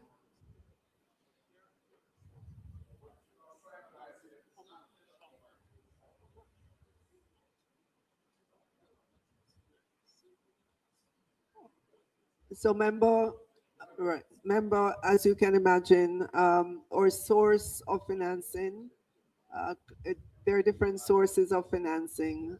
You have the commercial market, you know, commercial market local, commercial market international. You have our international partners, and in each of those, the rate would be different. International partners, very low single digit. Domestic market, single digit as well. International market, single digit. So if you were to average that across the entire portfolio, it still comes back to a single digit number. Yeah, Madam Minister, single digit can vary from 10 to 9. So I'm asking if you can give us a ballpark, a range of where the average interest rate would be.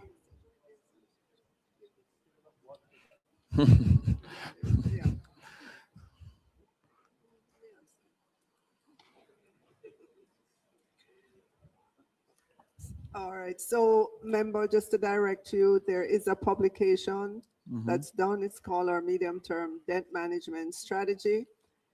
This one goes from fiscal year 2025 to 2026 to fiscal year 2028-29. And it goes in great detail about the loan portfolio. And as I flip through the pages, you will note that on, let me get to it.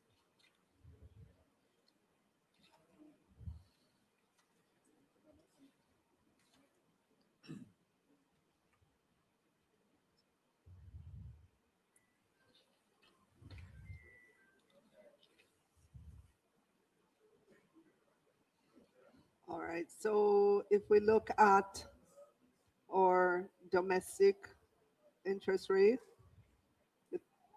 it's about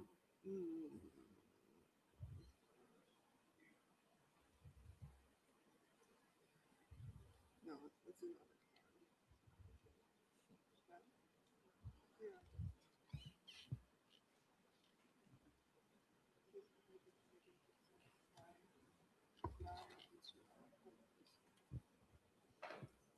All right, so member, it goes anywhere from a low of 3.3% to 8.5%, depending on the instrument and the market in which we borrow and the currency. All right, so thank you, Minister. As it relates to the 3.6 billion US dollars, approximately, that's what, 500 billion Jamaican, is any portion of that to be in this supplementary budget?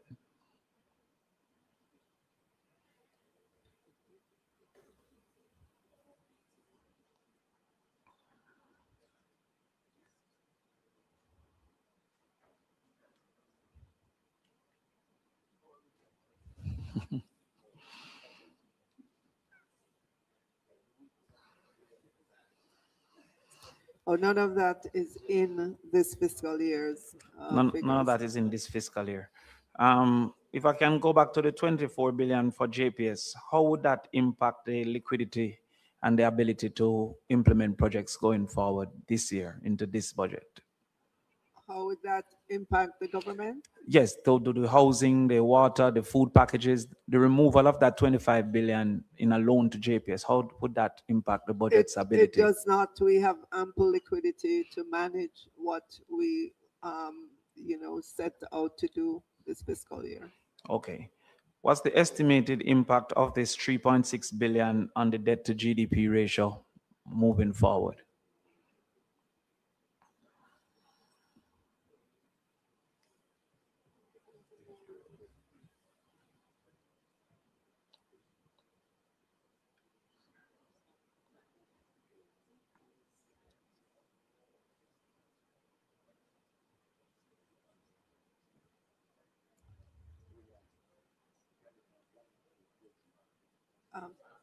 So, member, we're not gonna take everything on our books all at once.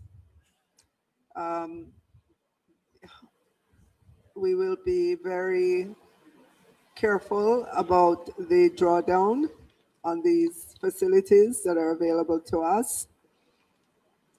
As you can imagine, these facilities are to enable us to do big projects that would add to the GDP growth. These projects are going to be over 1, 2, maybe 3 fiscal year. Yes. So there will be a time frame over which these loans would be drawn down as the projects. So considering so first question, did the Prime Minister misspoke when he said that over 3 years we'll be doing the drawdown? Did he misspeak? The announcement, the headline announcement was 3 years Yes. from our international partners. But member, it's going to depend on the pace of government. So it might not All be right? 3 years. It will depend on the pace of government. Okay. So do we have any estimate based on different scenarios over 3 years, 4 years, 5 years, what will be the impact on the debt to GDP ratio? We've put forward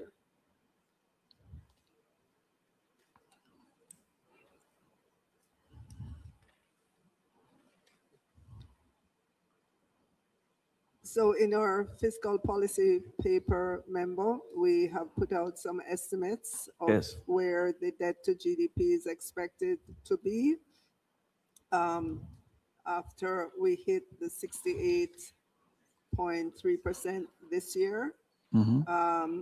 We are expecting recovery, as we've seen with other disasters. If you look back on Beryl last year, within 2 quarters, we were able to begin to see economic recovery. I'm not saying within 2 quarters we will see that with Melissa, but there is expectation that GDP will begin to grow again.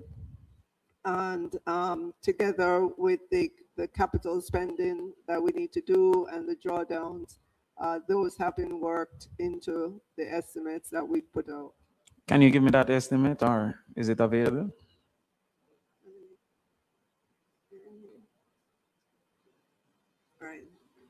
So we have some preliminary estimates in this medium-term publication as we concretize the projects, and we know the life cycle of the projects, and we know the drawdowns.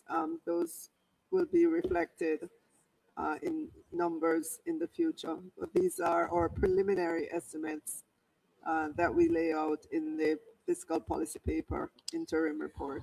And at its peak, what is the debt to GDP ratio based on your estimates? What's the peak debt to GDP ratio?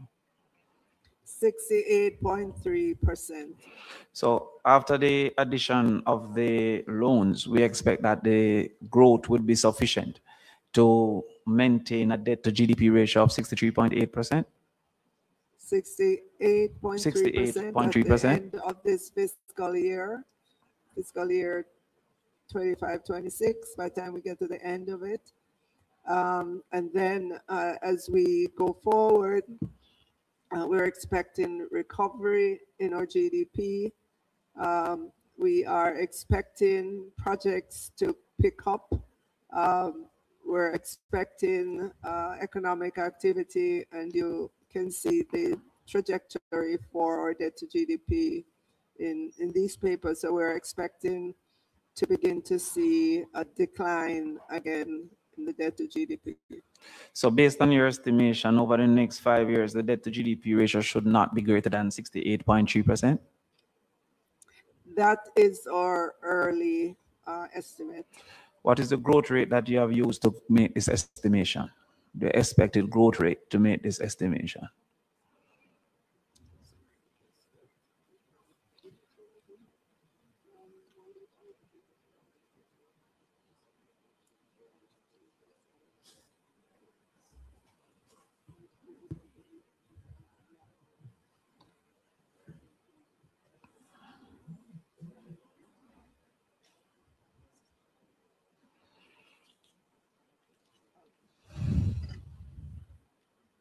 All right, so member, over the medium term, in terms of real GDP growth,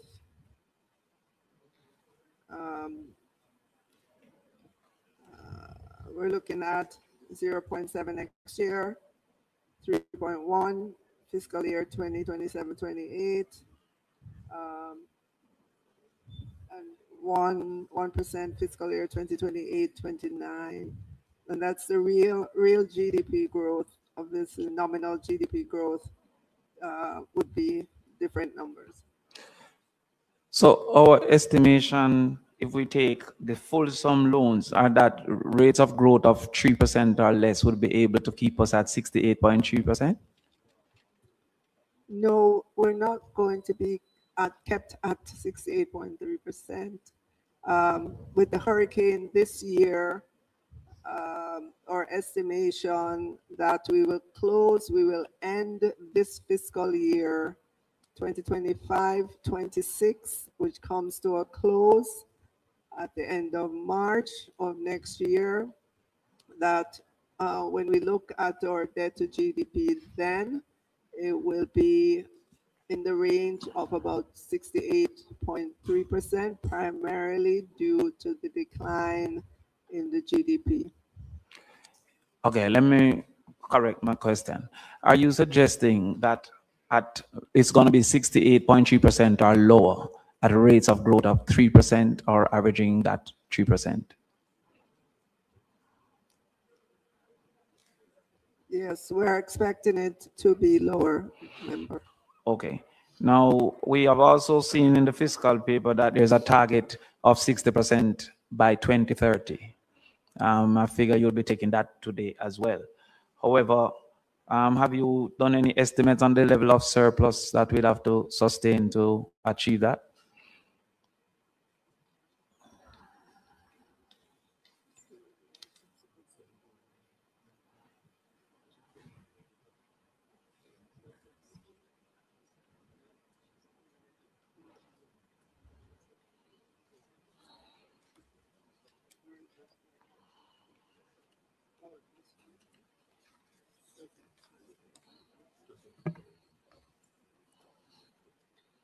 or it's a member or preliminary estimate to achieve a 60% debt to GDP would be by the end of fiscal year 2029-2030. Do you have an estimate of what the surplus levels would have to be?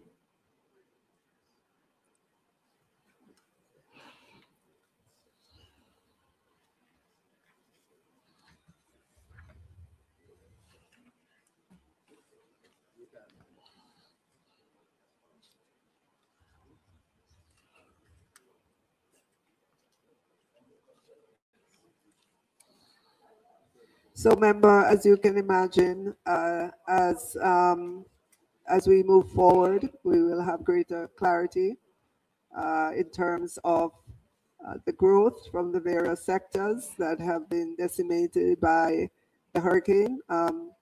We'll have greater clarity about agriculture, about tourism, about the business sector, just about growth in general. But sitting here today, we have to look into the future and give our best estimate. Those estimates are subject to change up or down as we get greater clarity in terms of our growth rates, as we get greater clarity in terms of the projects requiring spending, and as we get better clarity just about the needs coming from the ministries, departments, and agencies. Okay. There was enrolled in the grand announcement of $6.7 billion, a private sector loan of $2.4 billion. I think US dollars. I think MP from where Julian is from again, Southeast St. Andrew had asked the question, is this dependent on the appetite of the private sector for loans?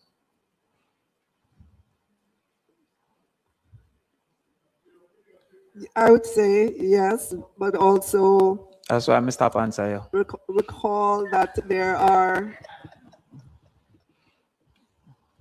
many projects that government may need to get done, that it could enter into PPP agreement with the private sector and so on.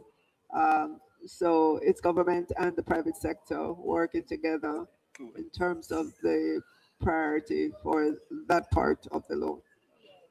I don't think I got the answer. Is it dependent on the appetite of the private sector, or is it something that government can also participate in? Right at this moment, it's earmarked for the private sector, but as I'm indicating, there are big projects that I know government would love to get done that it could do in collaboration with the private sector. For example, it could be structured as a public-private partnership. So in the case of a public-private partnership, is it that the private component is the only part that can come from the 2.4 billion, or also the government's involvement can come from the 2.4 billion? The 2.4 is for the public sector. Is for the public sector? I'm sorry, for the private sector.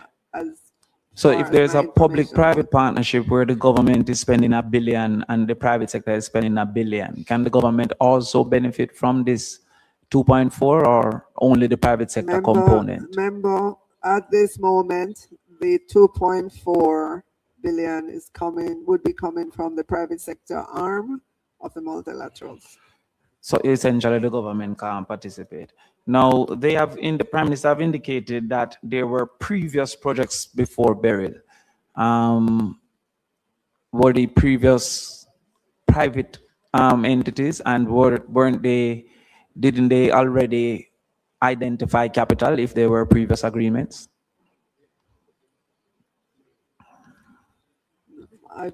Minister, if you could, I'm sorry, member, if you could add a little bit more color to that. I don't know exactly what it is that you're talking about. In the House, the Prime Minister indicated that they were likely to take up the loan because they were previous projects that were in train, wouldn't those previous projects already identify capital, or would those previous projects would have just been sitting in limbo without any identification of capital?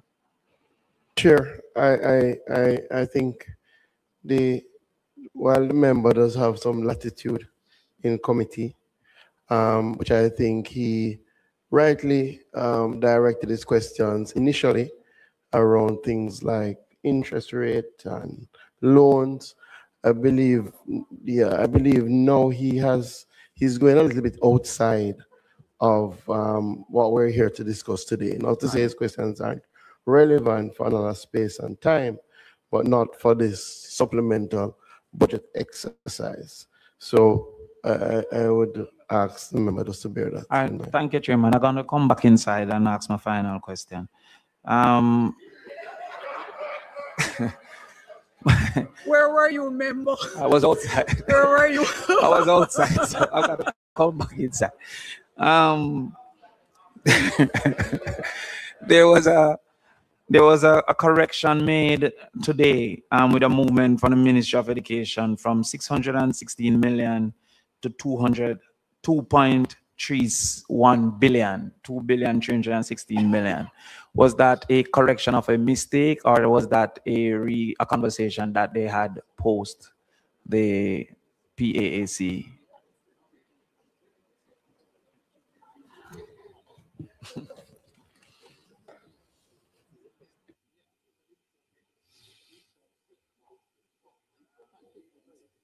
Okay, yes, member, we had provided a contingency for Melissa, and it was out of that that allocation was taken for the Ministry of Education. Once we determined what it is, they could spend during the financial year. We had to. It's a transfer of the funds, you know, based on their assessment of their need. You turned off your mic by mistake, Member Crawford. If you are finished, the next person is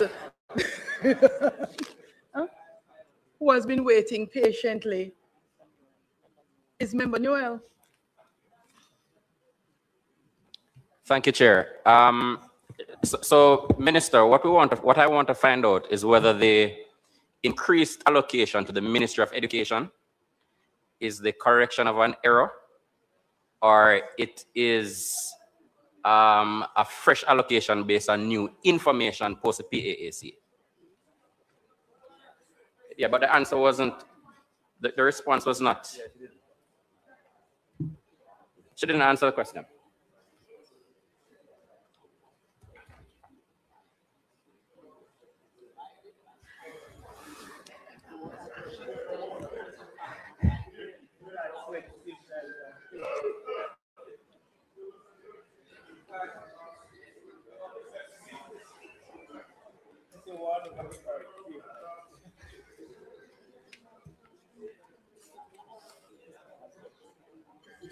So, member,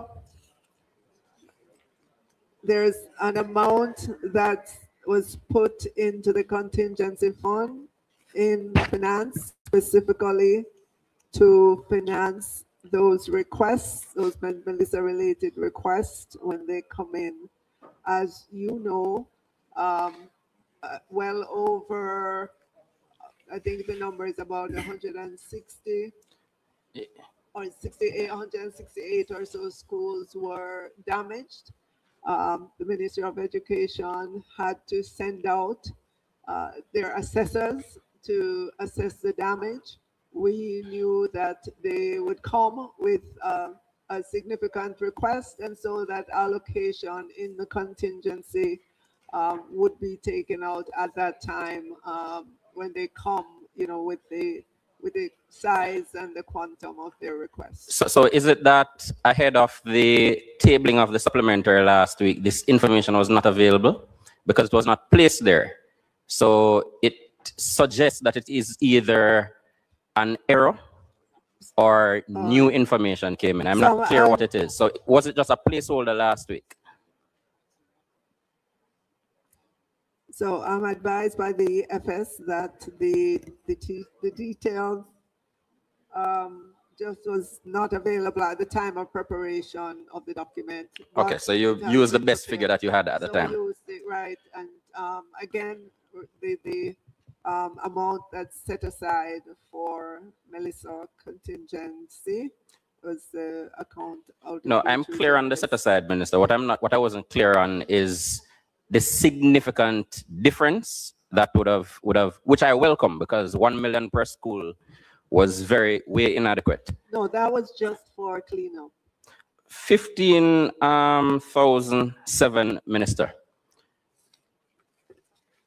I want to direct you there. On page 4 on the revised, the amendment. Last week at PAAC, we had asked for an explanation on the 848,400,000, which the supplementary budget said was additional requirement for the Constituency Development Fund.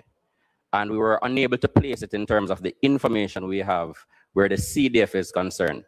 Your revised numbers indicate that 747,400 of that have been moved to the Ministry of Economic Growth and Job Creation, and infrastructure development for implementation of the special end-of-year constituency-based disaster mitigation. That leaves $101 million, which I'm assuming the remark and classification remains, which is additional requirement for the Constituency Development Fund. Can you explain? All right, I'm advised that the 747 million for the special end-of-year constituency-based disaster mitigation was placed in head 1500, which is the office, 15,000, which is the office of the Prime Minister, but it was inadvertently allocated there. So it has been transferred since then to head 1900, which is the Ministry of Economic Growth and Infrastructure Development, to be utilized by the NWA as follows: National Cleanup and Resilience Building Program 630, and targeted responses to urgent and emerging needs 220 million. Which leaves a balance of $101 million. Can you indicate what that represents and whether it's still under the classification of additional requirement for the Constituency Development Fund? So, member, instead of 747, it's now 850. Well, what I'm seeing, Minister, on page 4 of your revised document, I'm seeing 747, which was revised from OPM. So I'm trying to get an understanding of the remainder.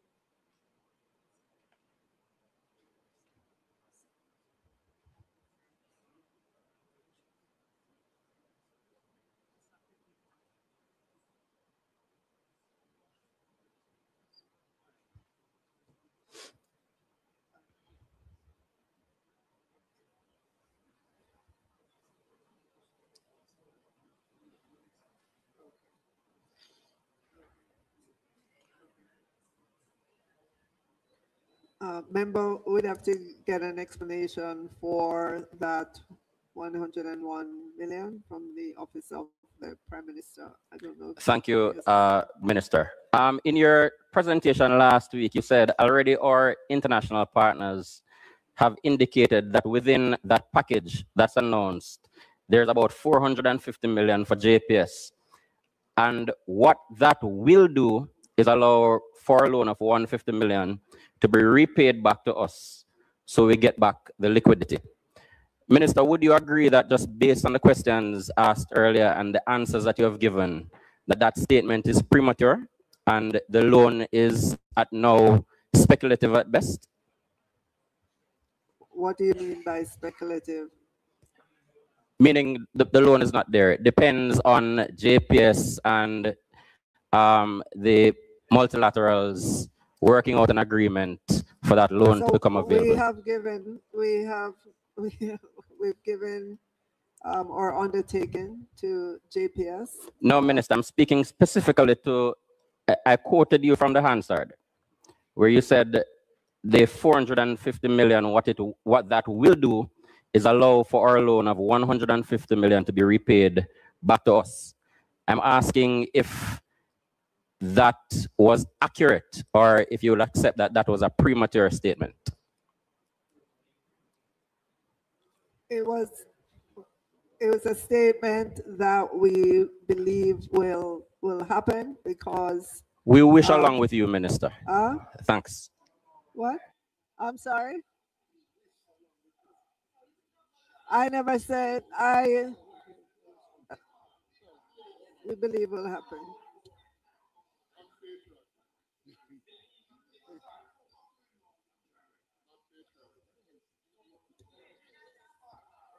So member,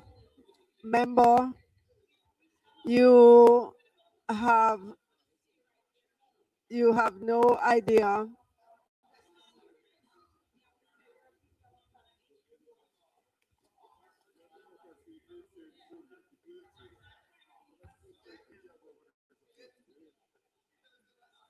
member, let me say, member,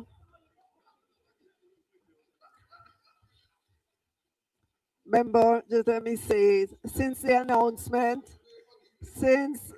announcement of this 150 million US dollar loan to JPS, you would have heard the minister talk about what it will do in terms of just ensuring that we have electricity island-wide over the next 2 months, which is significant.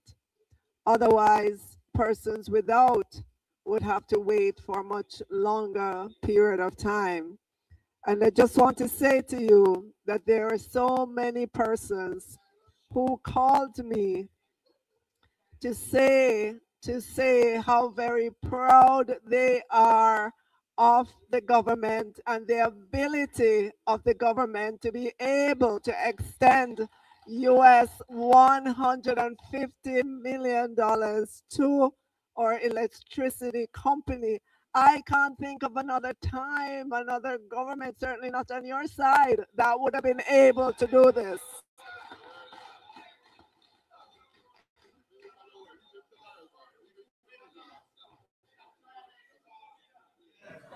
Member from Eastern Westmoreland. Chairman Mike. Yeah, Minister, just to follow up on that, despite the fanfare that is going on.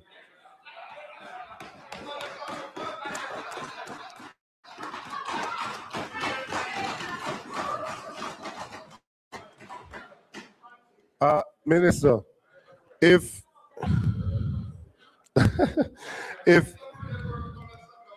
JPS is requiring $450 million so that the good people of Eastern Westmoreland and elsewhere can receive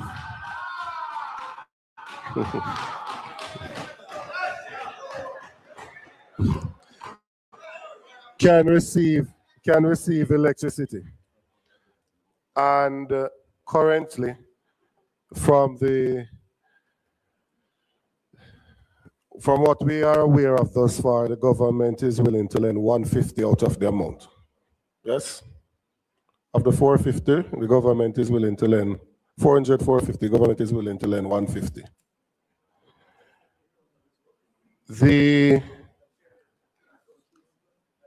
Well, 350, whichever figure it is, say 350, the government is willing to lend 150, but they require 350 so that all the persons that are currently affected can get back light. No, man, you What is the sum that is required by JPS to restore electricity to all of the persons who are currently affected? So the Minister of Energy has just indicated 150 million US dollars. So that means that the $350 million is to restore and? Those are details that we don't have. JPS would be the entity that would answer those questions as to the details of any loan that they take on. But I am not sure, Minister, that is what we were presented with in this house. We were told that JPS required $350 million and that the government would be loaning $150 million. That is what we were told. Has that number been revised?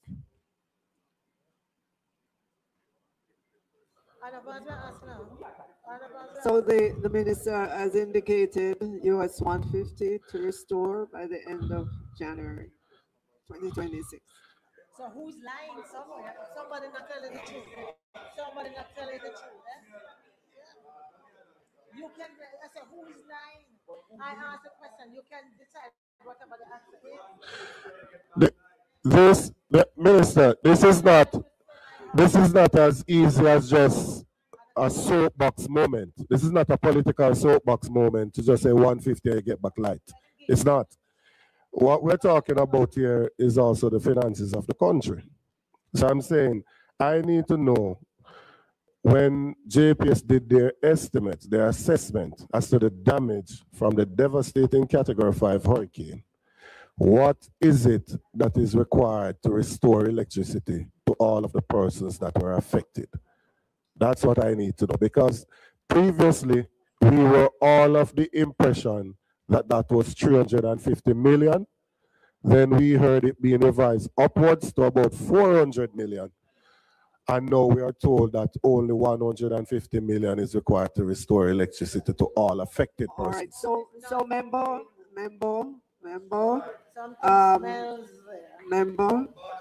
please put your questions to the Minister of Energy in the order, the parliamentary order, and he will respond at that time. Chair, just to follow up on that, it is an important question, because if 350 million is the figure that is required and they have received 150, it would leave a shortfall of 200. Now, if JPS is currently in a predicament where the license that they have to operate, they currently have no guarantee beyond another 2 years, and their entire revenue that they will earn over those 2 years is less than the 200 million, then it would mean that some further assessment would need to be done prior to making a loan of 150 million US. It makes a whole heap of sense. Yes, they want light. Yes, they do. And that's why we need to know how much to give them light. We need to know how much to give them the light that they need. Hold on, member. The JPS is not a government entity. It is not a ministry agency or department of government. Hold on. I'm holding. And so, member, while you can ask questions as it relates to what is in the budget and the supplementary estimate, to ask how a business plans to be able to finance and execute. I wasn't asking that. The remainder of the money needed to restore us. No. To restore us of the Minister of Finance would not be appropriate at this place and stage. Madam Chair, you are accusing me of something that I did not do or I did not say. Hold on. My concern is that my government, yes, is lending from taxpayers' money 150 million US to JPS. I need to know, right, if that is a wise financial transaction that my government is undertaking. I have a right to know that. The answer to that question is not just that the people want light. The answer to that question is not just that the people want light. Right? No. If it is that they require 350 and their license only has 2 more years on it, then any prudent individual is going to think twice before they lend them the money because they have no guarantee to continue operating beyond 2 years. All right, member, So hold on on a what moment. basis Member, did the finance ministry member, take a decision to lend the 150 million? member, hold on a minute, please. Mhm. So, madam, put those questions. Oh. I'm just saying. Members, please allow Member Green to I speak. implore He's you, on- member. Finance Minister, a moment. Yeah, Madam Speaker, just to say, Chair, this matter was raised in the House and was fully ventilated. Madam Chair, the Minister of Energy gave a comprehensive statement on this matter. The questions were asked. I made this point to make. We are not saying that there can't be further concerns, but we have to remember what we're treating with now. Questions have been asked about the loan and have been answered. The other questions would have to be directed to the Minister of Energy, right? Would have to be. Questions in relation to would have to be directed to the Minister of Energy. And I will repeat, a lot of the information that is now being shared is information that was shared by the Minister of Energy in his statement. And it's information that questions, the same questions were asked. Same questions.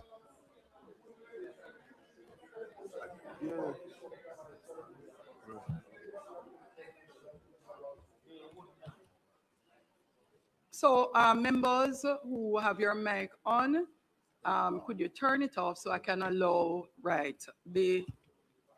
some deference to the I thank you opposition? very much, Madam Chairman. This matter is a matter for the Ministry of Finance, especially because the Minister had promised further details, because when the presentation was done by the Minister of Energy, we did not have the details. And it is quite rightly put, because it is going to be in this budget a provision for 23 billion Jamaican dollars that the Ministry of Finance is lending to a body corporate on the basis that that would be some part payment for the complete sum that is to come somehow for the restoration. So if the Minister of Finance is going down the road to lend this money, the Ministry of Finance ought to be able to say that they are satisfied that the full money for restoration will come, or else it is just your loan down the wicket. And I think it's inappropriate. Right. So unless Minister, you are going to resign from the 350, which I don't know how you can credibly do that when we were told that it's 350. So the question to you, Minister, is: are you satisfied that it is only 150 million US that is needed to restore all the electricity, especially from the members' constituency of East, Westland, and so on? If there is more needed, is the minister satisfied that that more will be coming, and from whom? Because, Minister, the direct question to you is whether or not the government of Jamaica will be footing the entire bill of 350. And that's the question. No, it is a fair question. What is, yeah. Is it?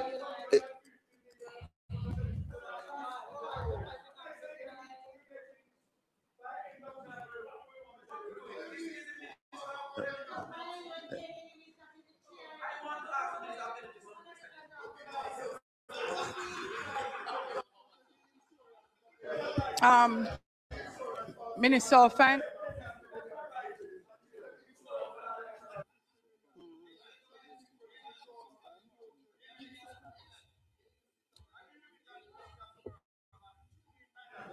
Members will have to be quiet to allow the Minister of Finance to.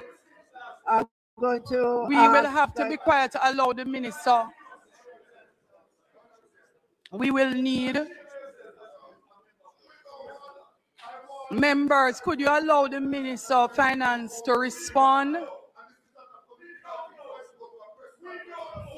Hold on now.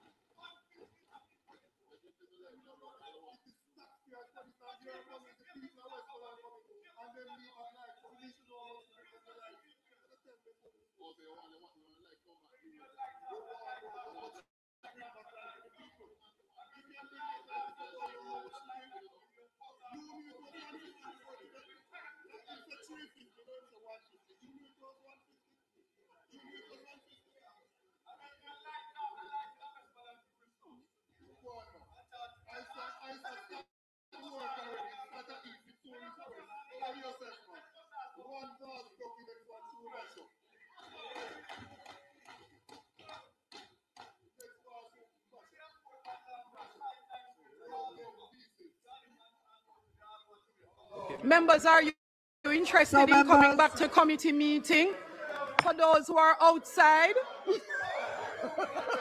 are you ready to come back in?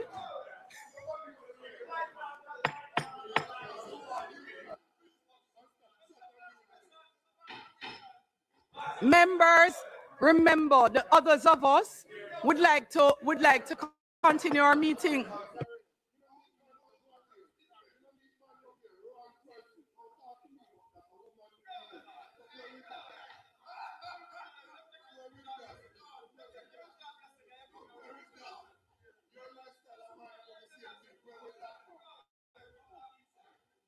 Madam Chair. Members, yes, I think the Minister of Finance was trying. The Minister of Finance would love to respond. Madam Chair. If we would allow the Minister of Finance would like to respond.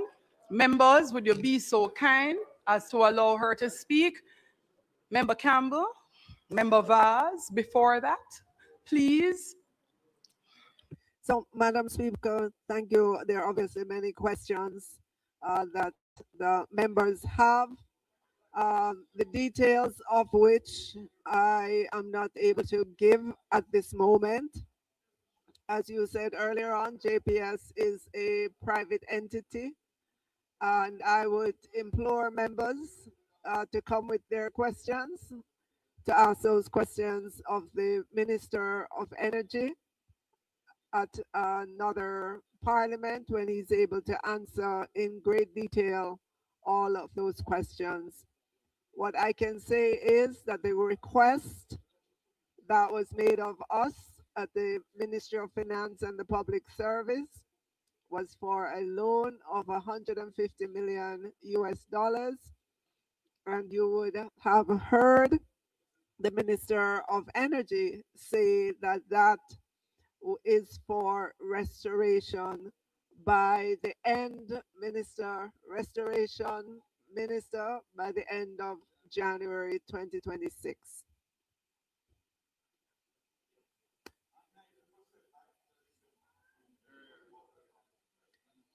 %90 by the end of December 2025.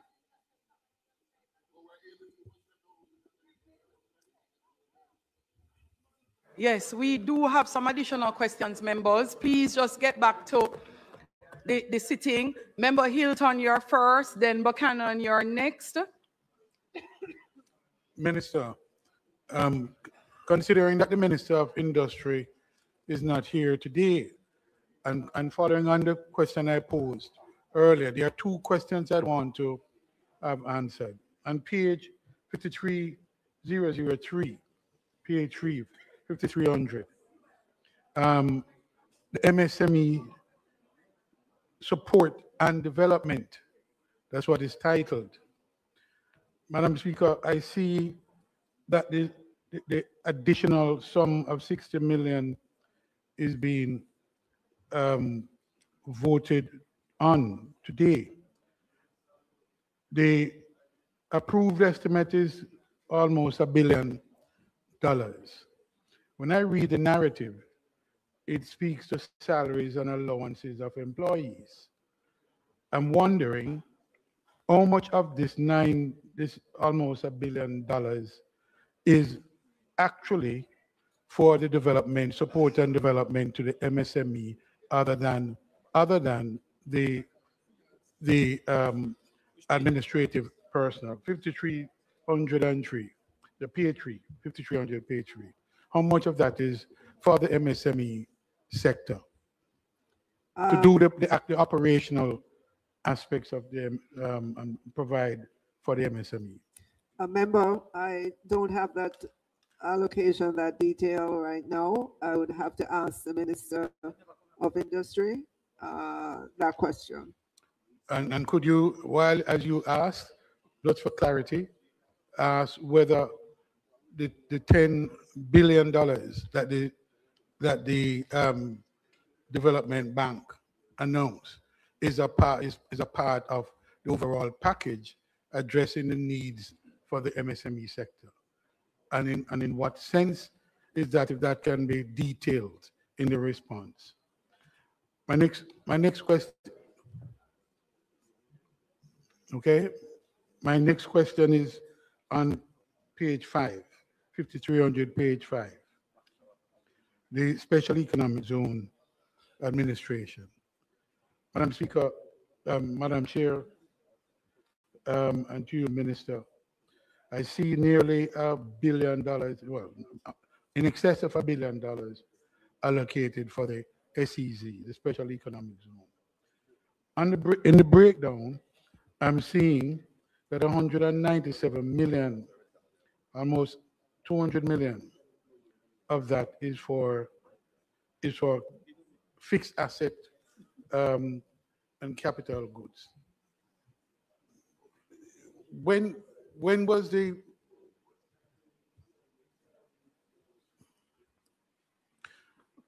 could you explain, Madam Speaker, Madam Minister, the allocation of nearly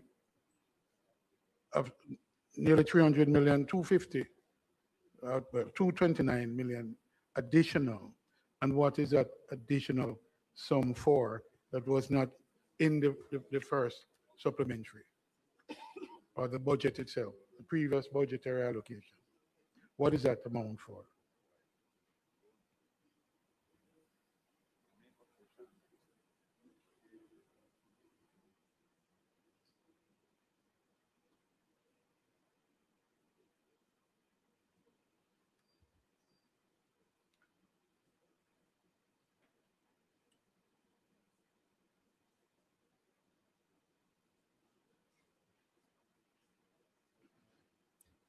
Member, that's a good question, but my technical persons do not have the details of that. So this is another of those questions that I believe would be appropriately placed to the Minister of Industry. Okay. All right, I'll catch him down the road. All right. Okay.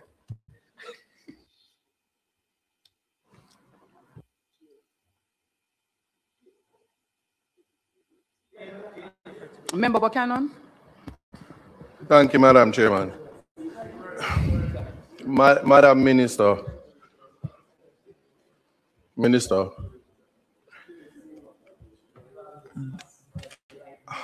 I'm just asking for your undivided attention because I know there's a lot of distractions. This question is one where I just need to know if you satisfied yourself in relation to the loan as to whether or not any extension of the license to acquire this said loan of 450 million to JPS was a consideration for you.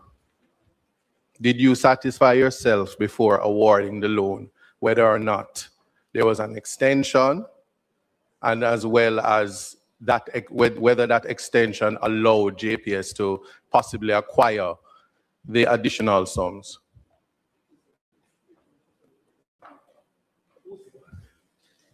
The minister's gone, so she can't read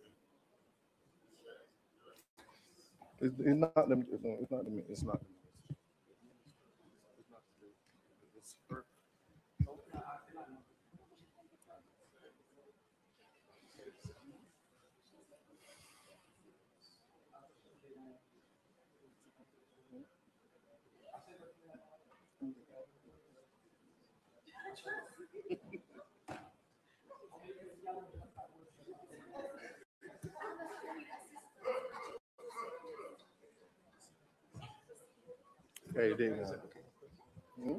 So, member, No, I just what we've concerned ourselves with is the 150 that is needed for restoration. But just to say that the electric, the 150 was not linked to any decision about the license. The 150 was intended to ensure that there's accelerated recovery of electricity across the island. All right, thank you for that. Minister, I know that you are well aware that this house is a house of record. Now, for clarity, several things were said about what the $150 million would do. Today, I heard that it would restore, the 150 would be, I'm not going to say light after light. I'm not asking that, please. It would certainly restore energy by February, but end of January, in the middle of February, end of January. Let me extend it that far. But however, that doesn't account for the remaining sums. So you have said that you have granted the loan simply for the restoration, but to what quantity? To what amount? Well, you heard the Minister of Energy just recently. No, I actually, as I said, Madam Minister, this is a house of record. The minister made no statement on any mic or anything that was recorded. Okay, so let me repeat what I heard the minister said, and that he said, and he said it several times in Parliament and outside of Parliament, that the 150 million is dedicated towards restoration of electricity across the island by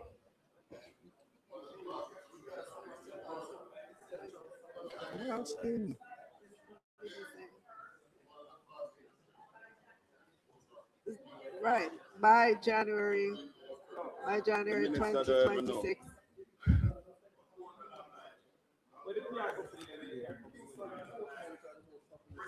All right, but Madam Minister, Madam Minister, the question is about whether you satisfied yourself. So I'm asking because when the minister spoke in this parliament, he indicated that the 150 would have been to restore light in general areas as fast as possible. That was what was said. This is a house of record. And I'm challenging anybody to correct me on that, because those were the statements that was made. And so the question, the simple question is whether or not you satisfied yourself as to what exactly the 150 million is for, because it is your ministry that has distributed that loan. So that is what is of importance, and I'm asking for a response on that. And so, member, we did satisfy ourselves. Just to answer your question. Thank you for that. My final question your projection of 68.2% of your GDP. Can you say what it is? What is the reality of our GDP now?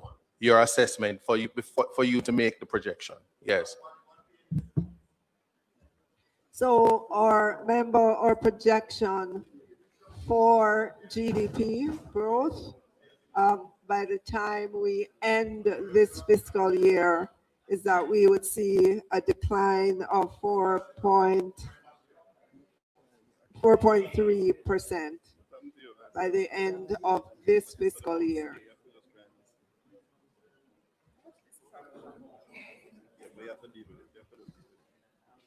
Madam Minister, I didn't get the benefit of your answer. Not so. No, I didn't hear. I didn't hear.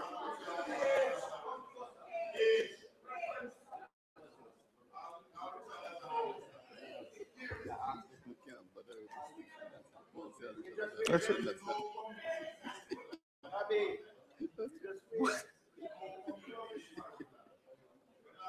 Did she answer? Thank you, Madam. Are you comfortable? I didn't get the benefit of the answer because the mic is quite low. Oh, that's what my difficulty was.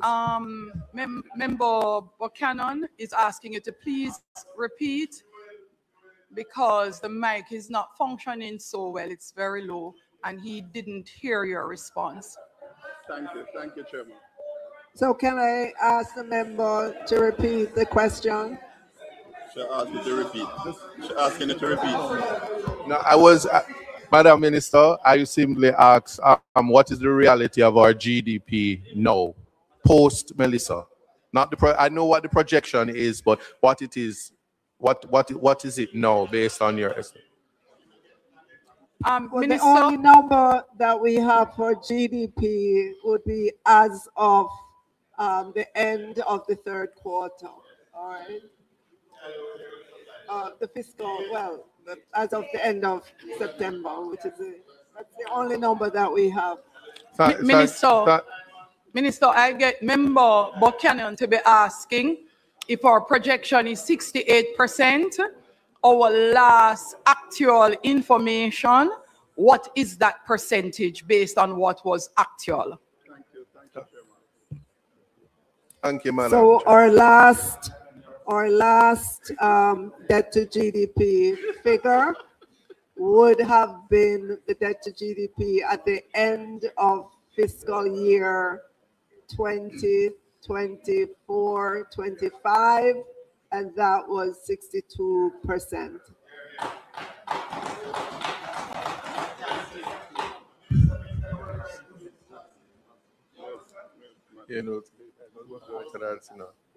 Thank you, Minister. Madam Chair, thank you.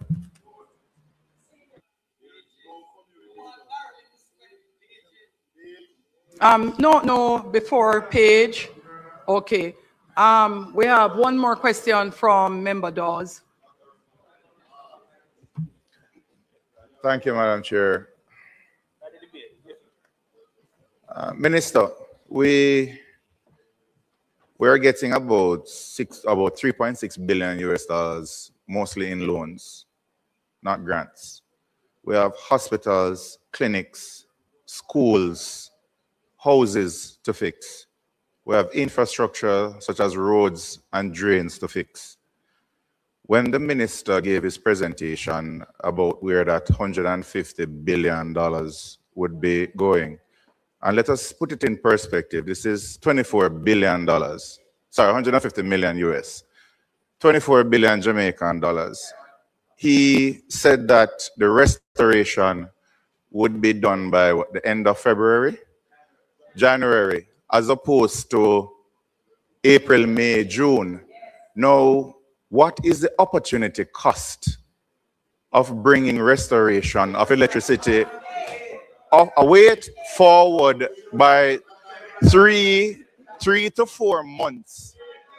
$24 billion to move restoration forward 3 to 4 months. What is What is the opportunity cost? What are we sacrificing?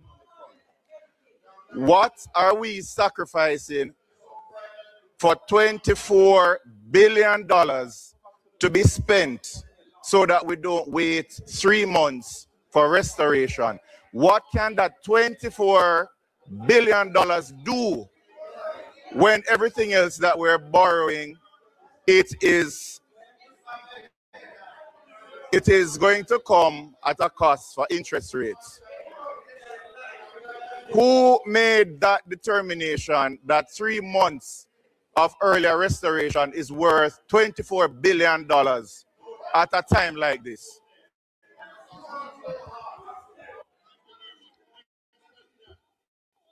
I can tell you. So member. Minister of Finance. Minister of Finance, once the noise continues, once the noise continues, it doesn't make sense for the minister to even attempt to respond because we can't hear. The opportunity. Member, hello.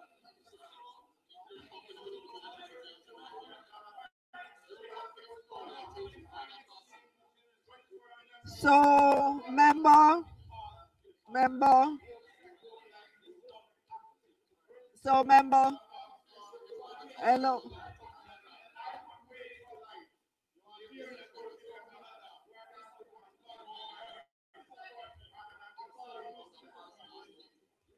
So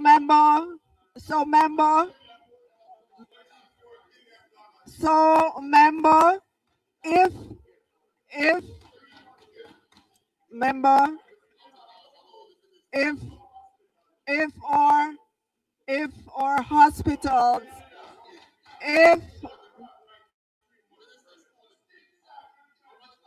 so exactly, so member, if our hospitals. Time is of the essence, and I would like to hear the Minister of Finance response, and this type of behavior is not of any use to any of us or the public. For Minister to be heard, we have to be quiet. Could you all stop? So, Minister, please allow the Minister of Finance to respond, and for us to close this segment. There is more work to be done today.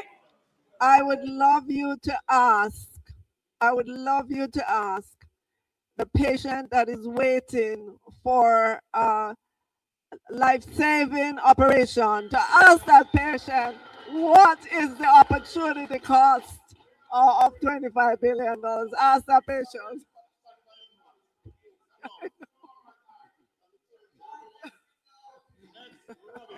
Members, if there are no other members, please, this is not how we conduct the House. There are no further questions. Minister of Finance, would you be so kind as to wrap up this segment?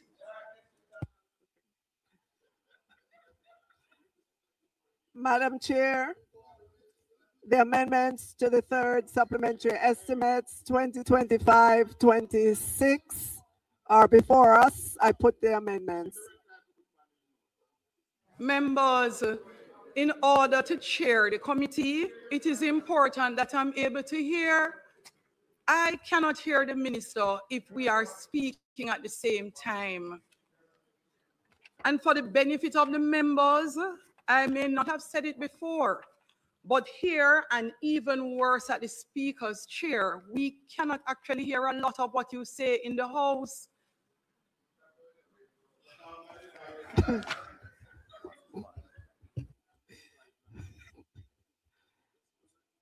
Madam Chair, the amendments to the third supplementary estimates 2025-2026 are before us. I put the amendments. Thank you. I put the amendment.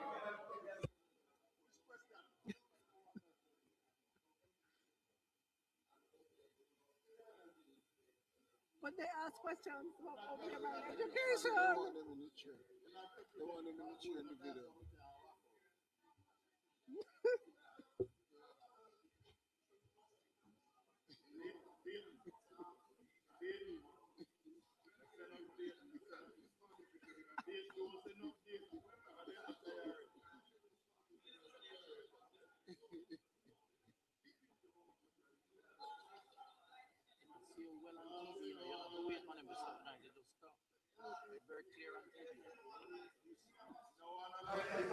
Members, please, please, I beg of you, please quiet. Minister of Finance, were you able to answer the questions as it relates to OPM?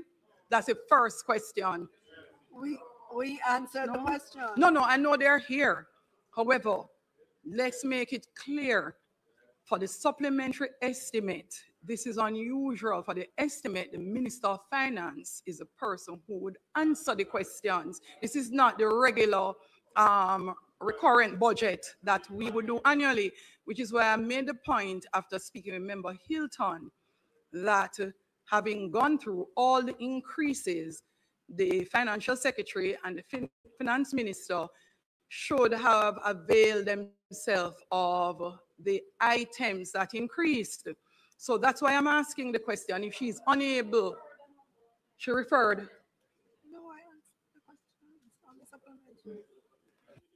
I answered the questions that we came, the supplementary estimate.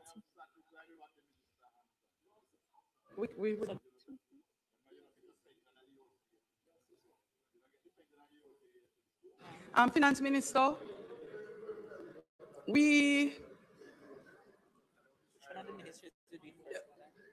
I would invite both of the ministers to come in. I don't think it hurts. Some Minister of Finance, unless you have an objection, what they could do, just get some additional chairs and place them with you so that you can move into closing out immediately after the questions are placed to education and OPM that you may not have been able to address in a fulsome way. It shouldn't happen. It shouldn't happen. But the Minister of Finance would need to substantially make available the responses.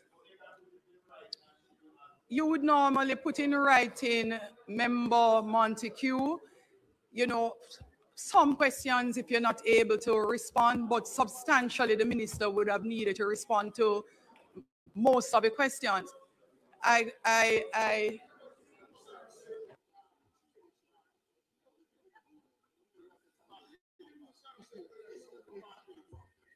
With some additional chairs, please.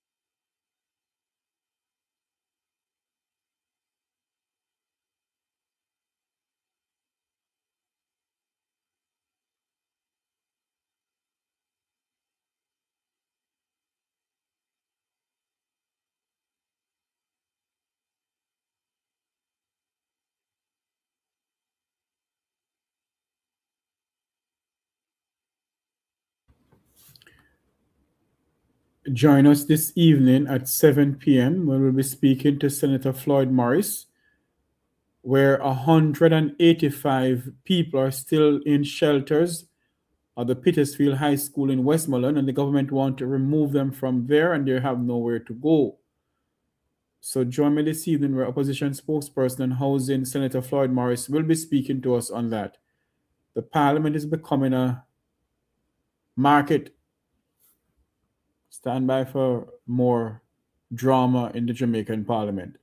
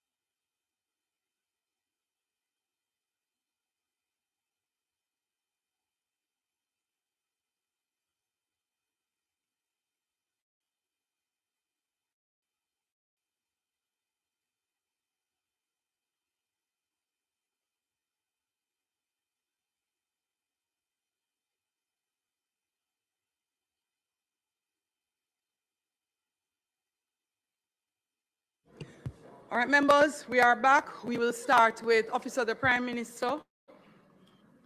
Members, any questions? I'm not ready with an order of persons desiring to ask questions. Newell? Member Newell will go first, then Member Campbell.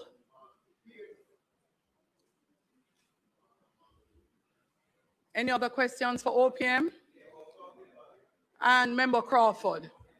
Member Crawford, did you raise your hand? Raise your hand? Oh, sorry. All right, so just two persons have questions for your OPM. Two questions for you. Member Newell will go first, and then Member Campbell will go second. Go ahead, Member Newell. Thank you, Chairman. I'll be quick. PS on, I don't need a lot of time. Chairman, page 15,000-7, 848,400,000 for the additional support for the Constituency Development Fund. I'm seeing now PS where on page 4 of the amended document, amended estimates, 747,400 of that amount was transferred from OPM. And I'm seeing on page 5 an amount of 850 million, sorry, for the end of year mitigation program. But of that amount, I'm seeing where 102 million came from the Ministry of Finance and 747 came from OPM. So what I'm trying to find out, PS, that $102 million that would have been left at OPM under the object classification additional requirement for the CDF, I'm trying to get an understanding of what that is. Thank you. Yes. No. Member, The PS told me at to ask the question PAAC. again for standing finance if he so chooses. But just for context, Member, Chair. allow the member to ask his question, please. For context, Chair, for context, the PS indicated that he didn't have the full information. So I'm seeking clarification now. Thanks.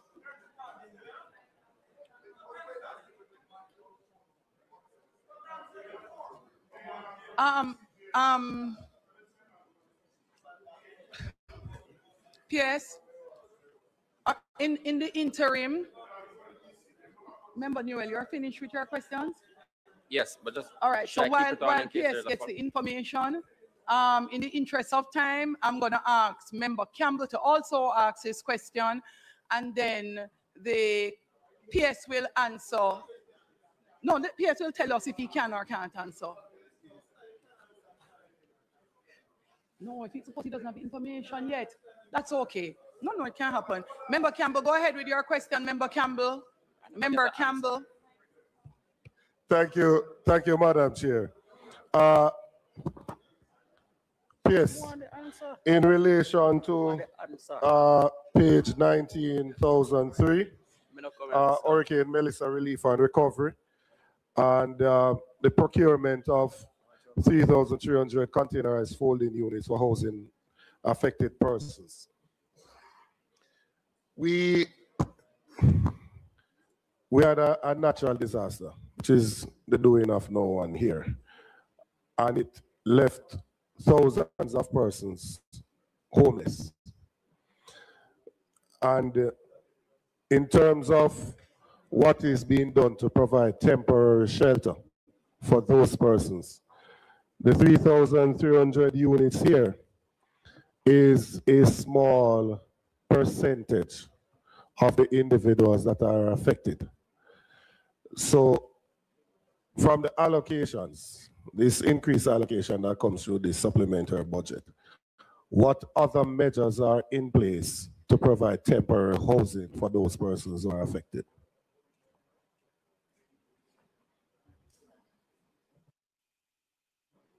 Yes, please turn the mic back on. Yeah, follow-up question? Turn it on back, turn it on. Thank you. Thank you so much. Okay, thank you so much. We're taking a multifaceted approach to the accommodation solution.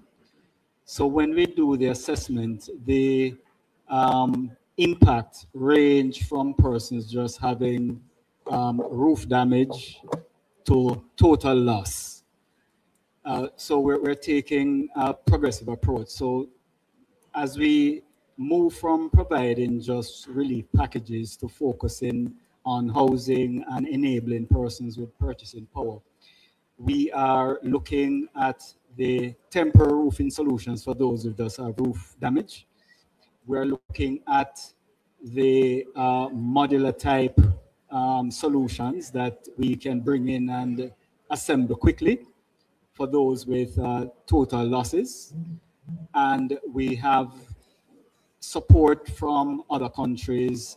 For example, Ghana is coming in to help. So we're putting those together where we have material available from donations and otherwise. The Jamaica Defense Force Engineering Regiment will assist with putting those together. And the government is well advanced in looking at a program, possibly by way of vouchers, to facilitate grants depending on the extent of damage that we have. So it is a multifaceted approach depending on the extent of the impact. The other thing we'll also have to consider, which the long-term restoration will facilitate, is areas that have significant damage and are not conducive to redevelopment in those specific spaces. We have the PIOJ and other elements looking at where best to do redevelopment. So there are going to be other budget space provided in subsequent financial years for the long-term redevelopment of spaces. So what we have here allocated are for immediate needs to get persons who are totally exposed with some shelter. And the development plans will actually span a number of years with proper relocation as a part of the plan in some areas. I understand the broader vision. I understand the broader vision. I'm trying to narrow it down, though, to the immediate solution. What I'm saying is that we have, in Eastern Westmoreland, we would have more than 3,300 persons. I'm struggling. We have more than 3,300 persons that their homes have been totally destroyed. Then you have Central Westmoreland, right? That would have our next couple thousands that have been totally destroyed. So I'm saying that this amount as an immediate solution is insufficient, and I'm not seeing the allocation to support, say, a voucher system, as you spoke to, because there is need to provide varied solution to other persons.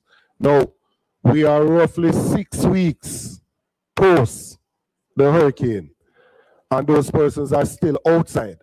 So I hear persons saying things, but imagine that but for the grace of God, it was one of us that was displaced and outside of a home for 6 weeks. I'm just saying there needs to be a greater allocation here. The 3,300 units, that's fine, but the need is way more than that.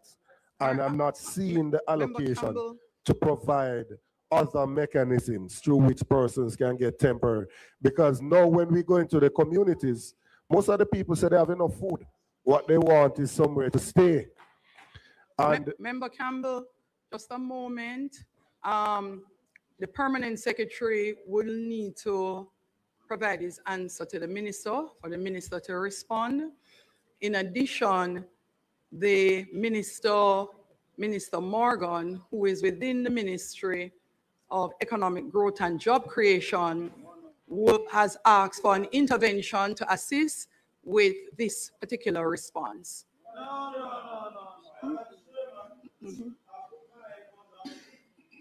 Oh, sorry, member, your mic is on. My apologies.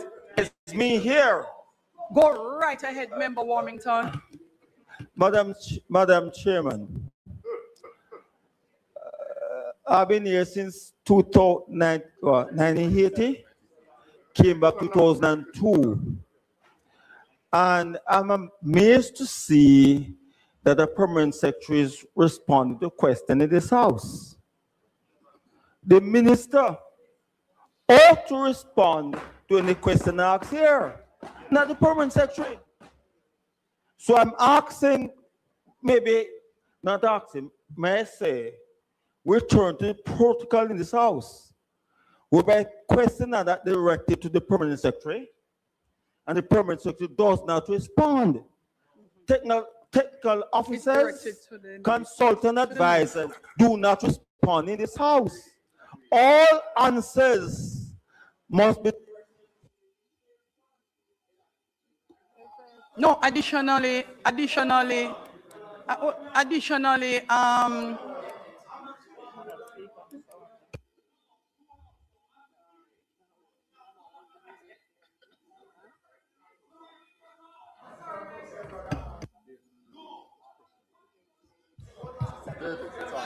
your mic is on, Warmington. Hold on, then. When I'm speaking, I do not expect anybody to cut off my mic. I came back here. Warmington. Let me finish. Member Warmington, on a point of order. No, on Chairman, you don't call point of order. From the chair. Member Warmington, you have several mics on, and I don't even need to call on any privilege as chair. Madam you Speaker. had other persons also making a point of order. But then can't cut me off in the middle of it. Have no clue if you're finished, and I didn't know your mic was off. I did not complete what I'm so saying, Madam kindly Chairman. complete your statement. Madam Chairman, may I say to you, you cannot call point of order as Chairman and Speaker. I don't even point want to of use order privilege. can come from under the floor, not from you. You had one. You had one from the floor. No. The Chairman can't call point of order on me. We can call point of order, not the chair, the Speaker. But I'm saying that I've never seen it in my 30 years here. Yes, and you have said that before, and you will not repeat in the house. Complete your complete your intervention, Member Madam Warmington. Chairman. Member Warmington. Madam Chairman. Complete your intervention without repetition. I have the greatest respect for you, but do not. I have the largest number of votes in this house, 10,000 plus. So do not do it. And don't cut me off either. Let me speak. I'm saying when a member raises an issue, it's only a minister can respond in his house, not permanent secretary officers. I'm trying to the attention of this house. I came in 1980, never before. But I don't finish yet. Can't cut me off. I'm saying only the minister can respond. The permanent secretary, technical officer must advise her what to say. Don't cut off my mic, Don't do it again.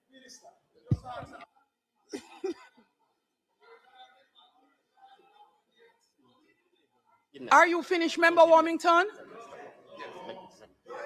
You're finished? You have a... Okay. Thank you.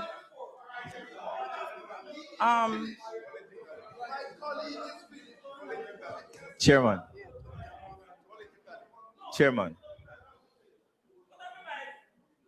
Member Morgan, please go ahead. Madam Chairman, appropriate questions by the member from Eastern Westmoreland, but they are not properly posed to the Permanent Secretary in the Office of the Prime Minister.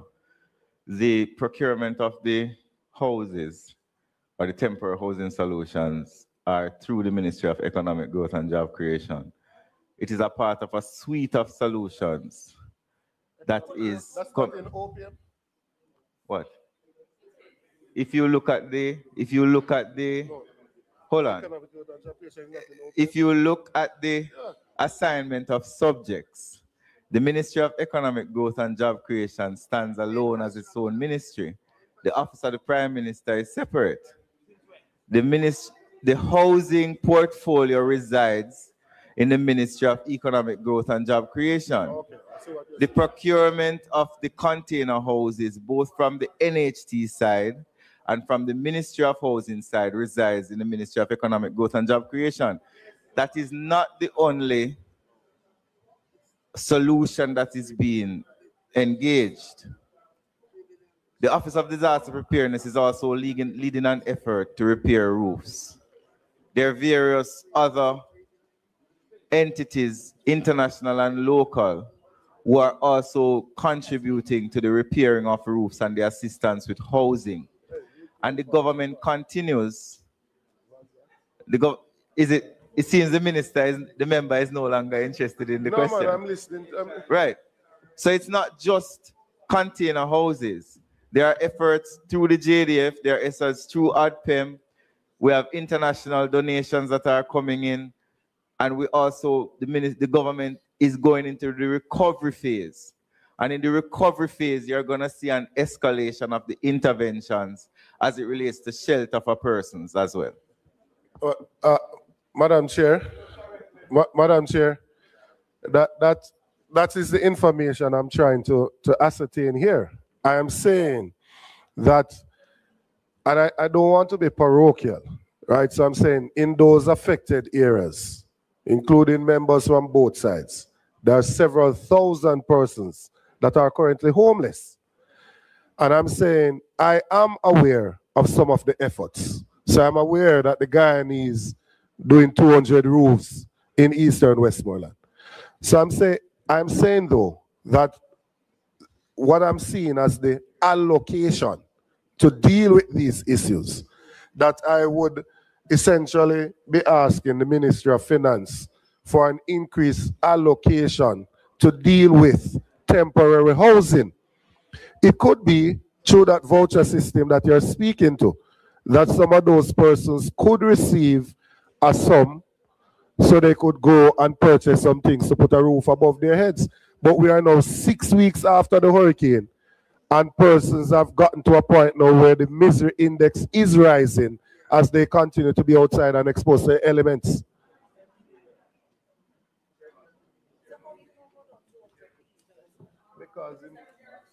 There is an intervention from Minister Mackenzie.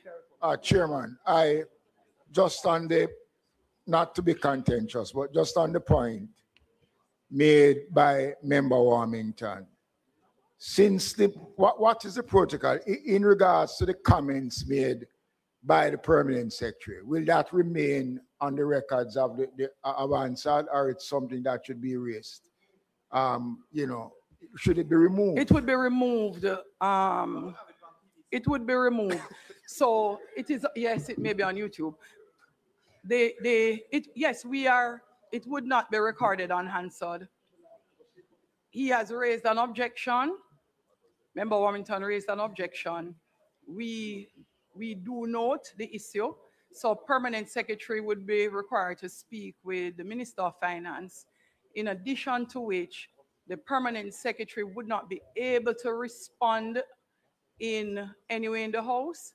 And the question posed would have been for another ministry, which takes us back to the discussion we had. The Minister of Finance would have to be the one to answer any question in respect of any ministry, whether they are here or not, unless the minister is able to make an intervention, because the minister for that particular portfolio is present and give the Minister of Finance and assist in that regard. So the point is taken. Minister Morgan would like to make another intervention. Thank you very much. I think that there is a problem, misunderstanding of how the country is approaching the disaster recovery. Minister Williams would assist by outlining that the first phase of the recovery is emergency relief, trying to get people medical attention, trying to get people food. The second phase of the recovery deals with how are you going to give people whether temporary or intermediate shelter. Before you do that, you also have to do surveys of who these people are. So I know that the Ministry of Local Government and the Ministry of Labor and Social Security have mobilized hundreds of people to go into the communities. One of the issues that you have to contend with here at the Ministry of economic growth and infrastructure development is issue of land tenure. Who are you building the houses for? Are you building it for the persons who occupied the land before the hurricane, or are you building it for the landlord? And will these landlords allow the people to remain on the spot after you give them a new house or a new container? So those are some of the issues that require surveys.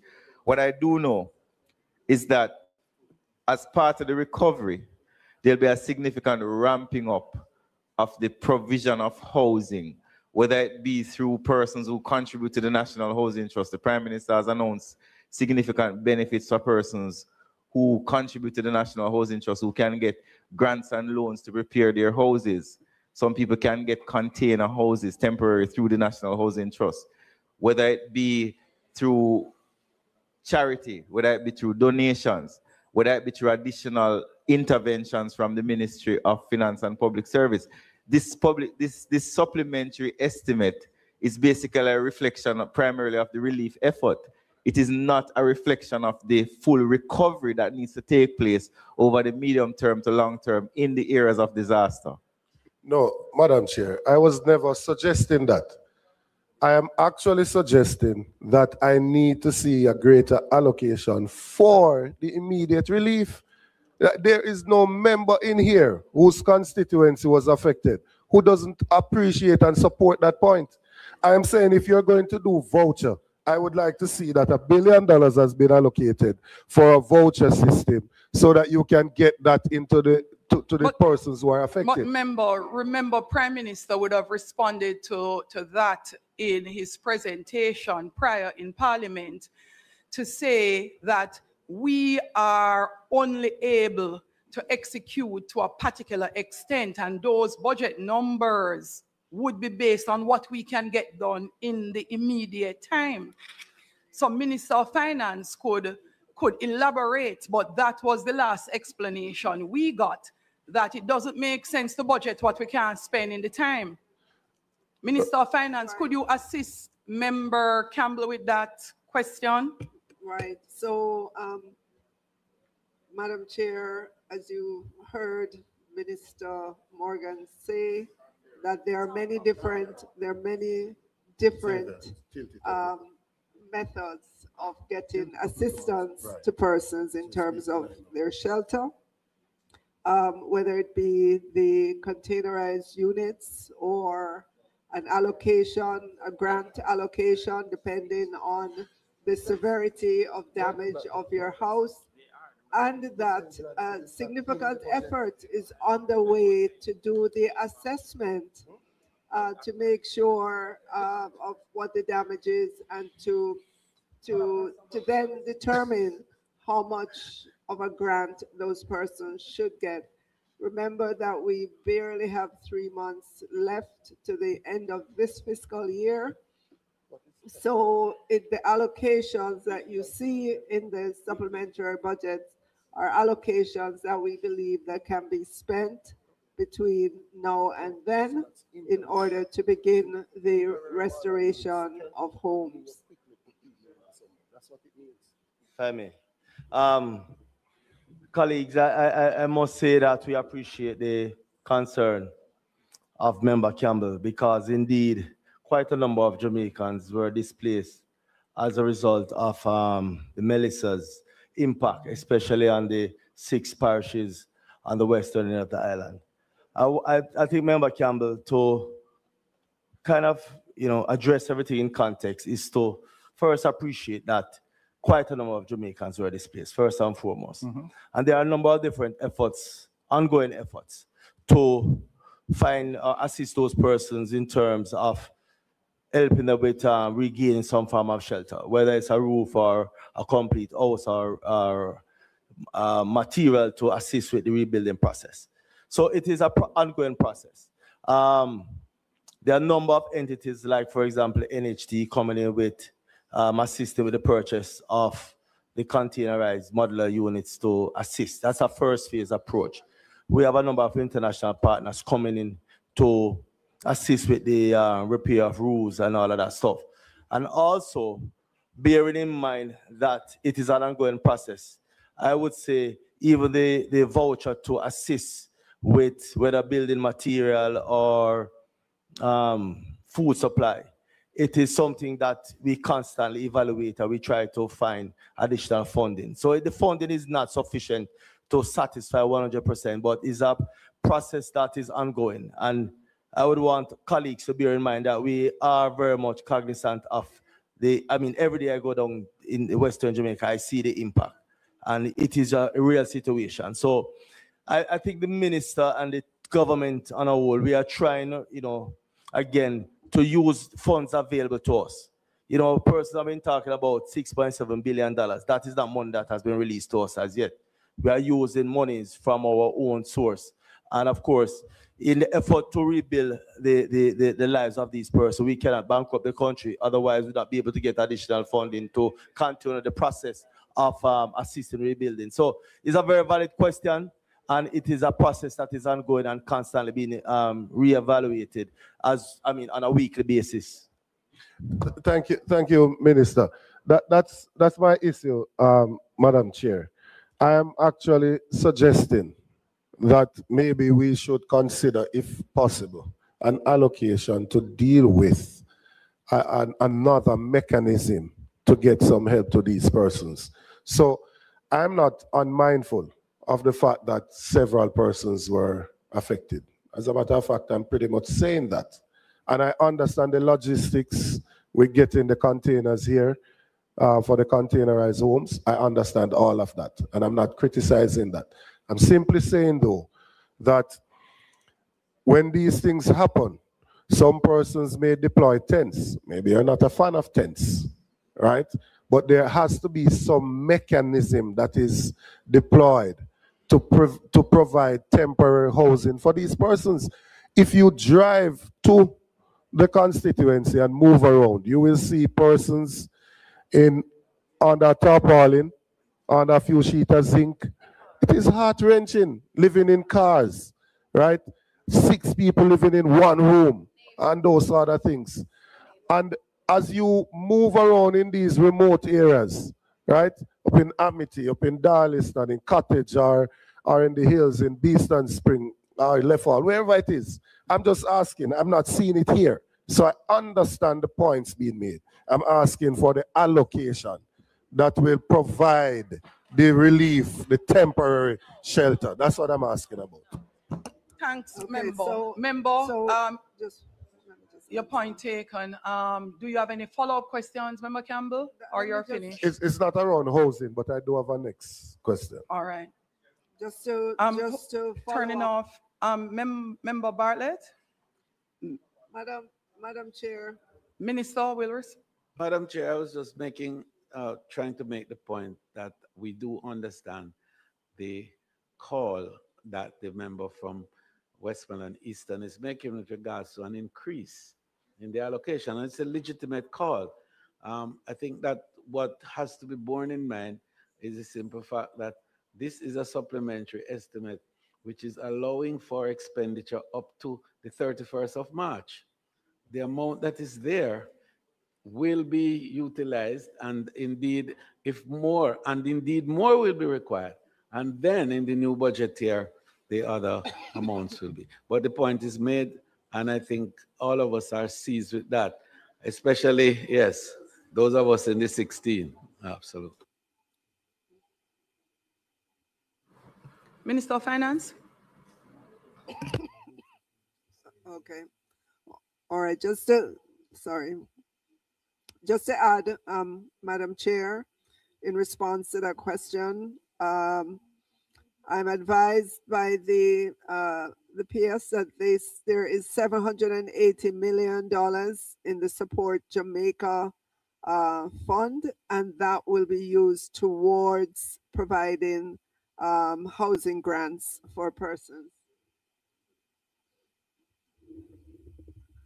Member Campbell? Yes, thanks for that, Minister. And as soon as we can execute that, that would be appreciated.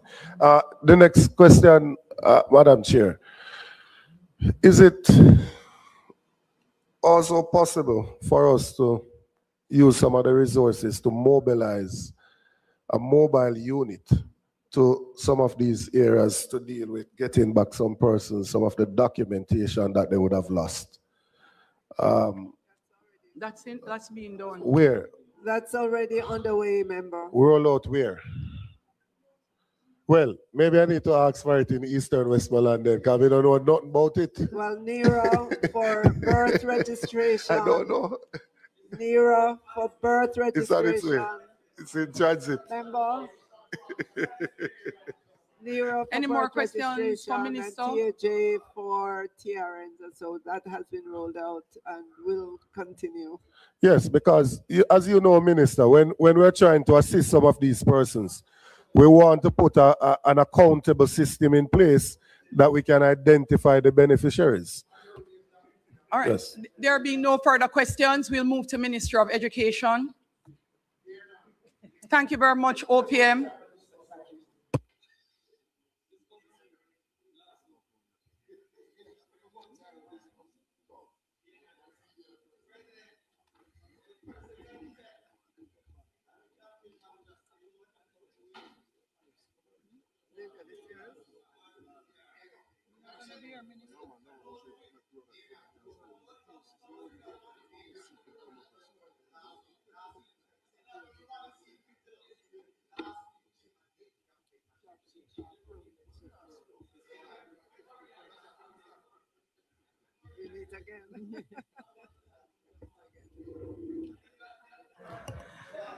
Minister of Education, you will speak through the Minister of Finance.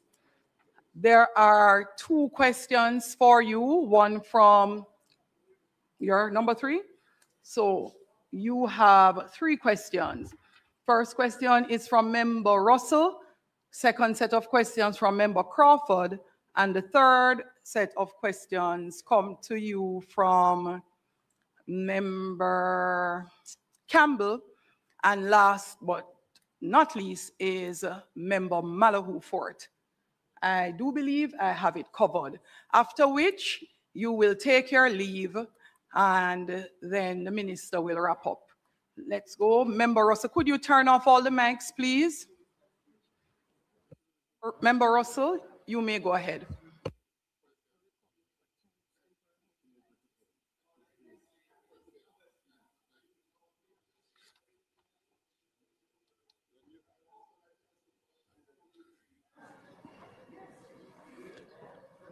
Thank you, Madam Chair. And the first question for the Ministry of Education relates to, and noting the increased allocation, these questions relate to that and whether and how we will ensure that we are able to get children back to the learning levels that are desired. So the first question, if you will, is to speak to us about the number of schools that were affected significantly and to the point of closure, and where are we now with the resumption and return of these children to school? Do you have any more questions, Member Russell? Yes, I'm awaiting a response. No. Member Russell, any other question? I do, yes. Go ahead, Member Russell. The second question is as it regards to the steps to get children back to school. So those who are not able to attend institutions, what support is being provided to them to get them back to school? And the third one, I've seen reports and I've heard certainly from my constituency of schools affected by various diseases, including rodent infestation, if not leptospirosis. So can you speak to any outbreaks of leptospirosis in schools and any other disease outbreaks in schools, and how the ministry is addressing it? The next question has to do with the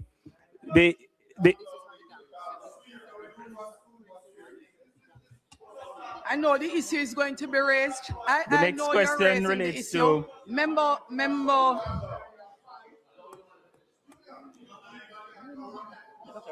the next Dr. question Russell, relates Dr. to Russell, Dr. Russell, Member Russell, please let us not have the chair being further attacked. So, Member Russell, Member Russell. Madam Chair, my question is the grounded. questions have to be phrased in respect of the increased budget allocation. Member Russell, the increased budget allocation. So Member Russell, yes, Madam Chair. The Noted. increased budget allocation by line So item yes, from the so the Ministry allocation. of Education. Yes. So these questions are relevant in the context of the increased allocation, as I said, at activity Melissa recovery, which is 12841 on page 13. And so the question then is, given all I've asked about the steps that you're taking, the sufficiency of the resources that have been allocated and the extent to which these resources have been made available to schools thus far. Good question. Good question. I leave me alone. Member also remember your mic is on. Minister will answer those, and then Member Crawford, you would be next, and you'll do the same. No, it doesn't matter if you have multiple questions. What it does, instead of us having to break for the minister to consult, one member from the team can jot the questions down, and they can continue the discourse to put the notations together that may be required by the minister, so that when she's responding, she's able to flow from one question to the next. Okay, member.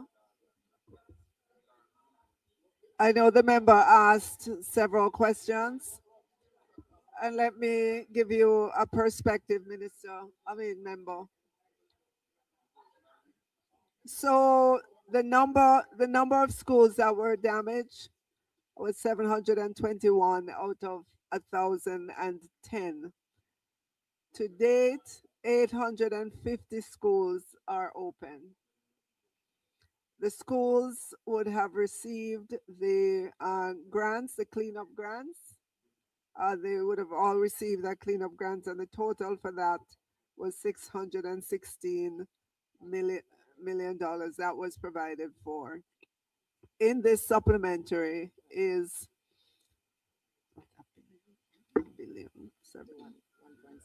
is 1.7 billion. Right.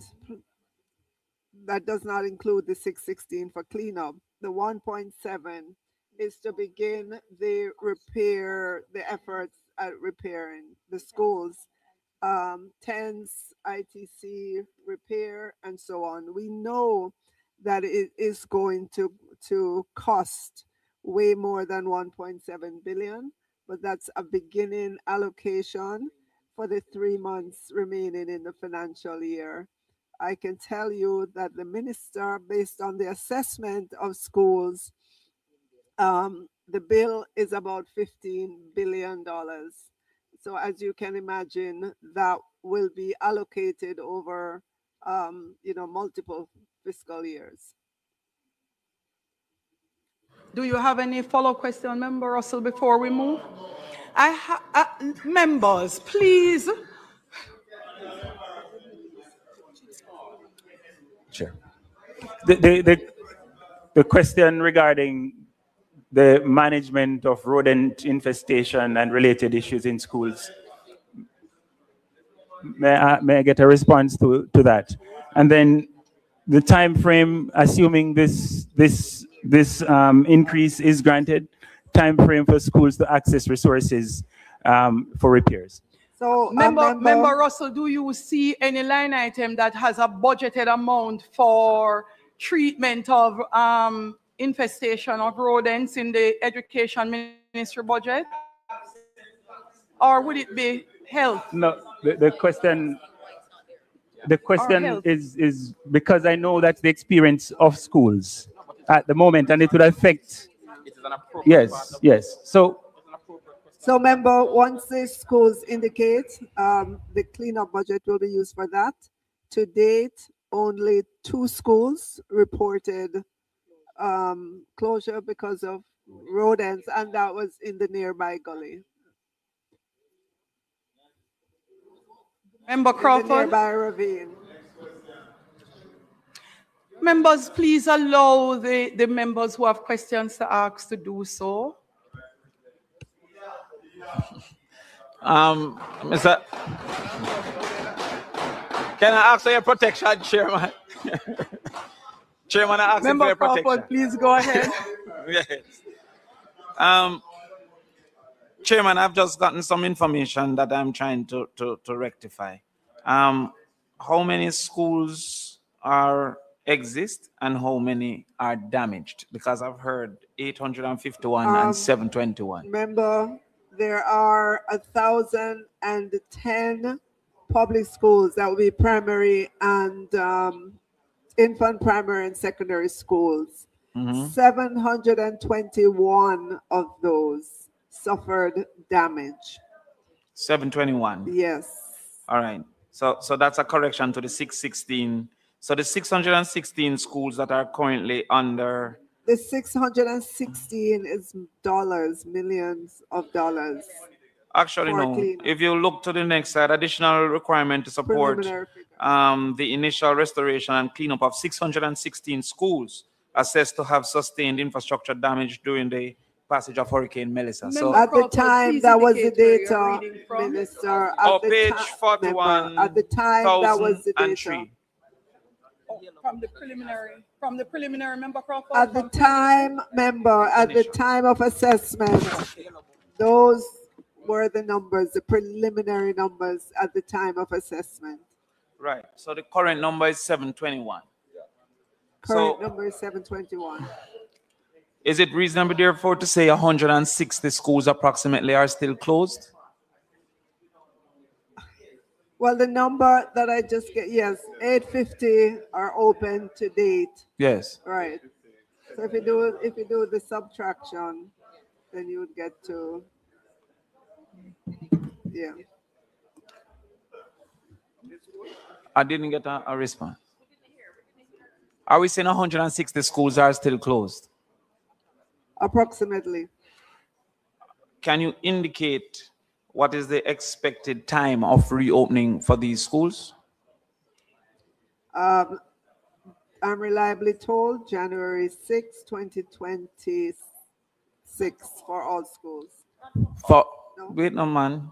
January 6, 2026 for all schools? Yes, what makes you answer? That's the plan right now.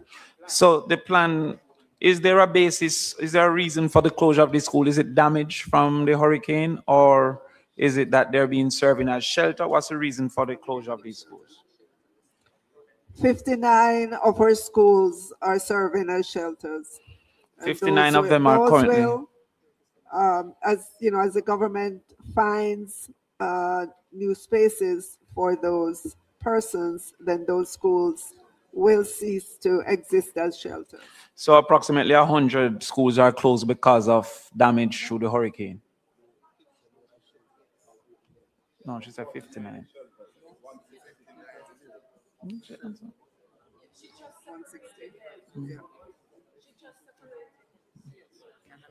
Yes, Chairman, I'm not getting answers. I'm getting answers from everybody. I am not hearing you. 1, 2.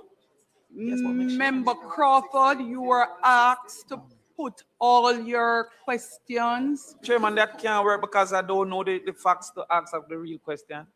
For example, I didn't know how much schools are still closed. So how am I going to ask that question if that wasn't No, man. provided? So let me tell you why I didn't allow anybody else to turn on the mic in the interim. So ask your questions. That way she can get the information together that you will need. And when she answers the first question, if you have follow-up, you do it then. When she's doing the next one, if you have follow-up, you do it then. Because what is going to happen, because she's not the Minister of Education, she's still needing to consult. There's the junior minister there, there's the senior right. PS. So I'm saying that it allows her the time. There's the former minister. Member Crawford, it allows her the time to just consult. Oh, Lord. All right. So we had 100 schools closed because of damage. This 721, question one, is that 721 schools public schools only, primary and secondary? All right, so that is Yes, a public schools. that is a yes. Compared to Hurricane Beryl, what is the level of damage under Hurricane Melissa to schools? Yeah, it's more extensive. It's more way extensive. Okay, so the fact that we expect also. Minister, So we had Minister, about 300. Member Crawford is able to do what he's doing because we're entertaining. And we are hurrying up, Chairman. Chairman is going smooth, you know. All right.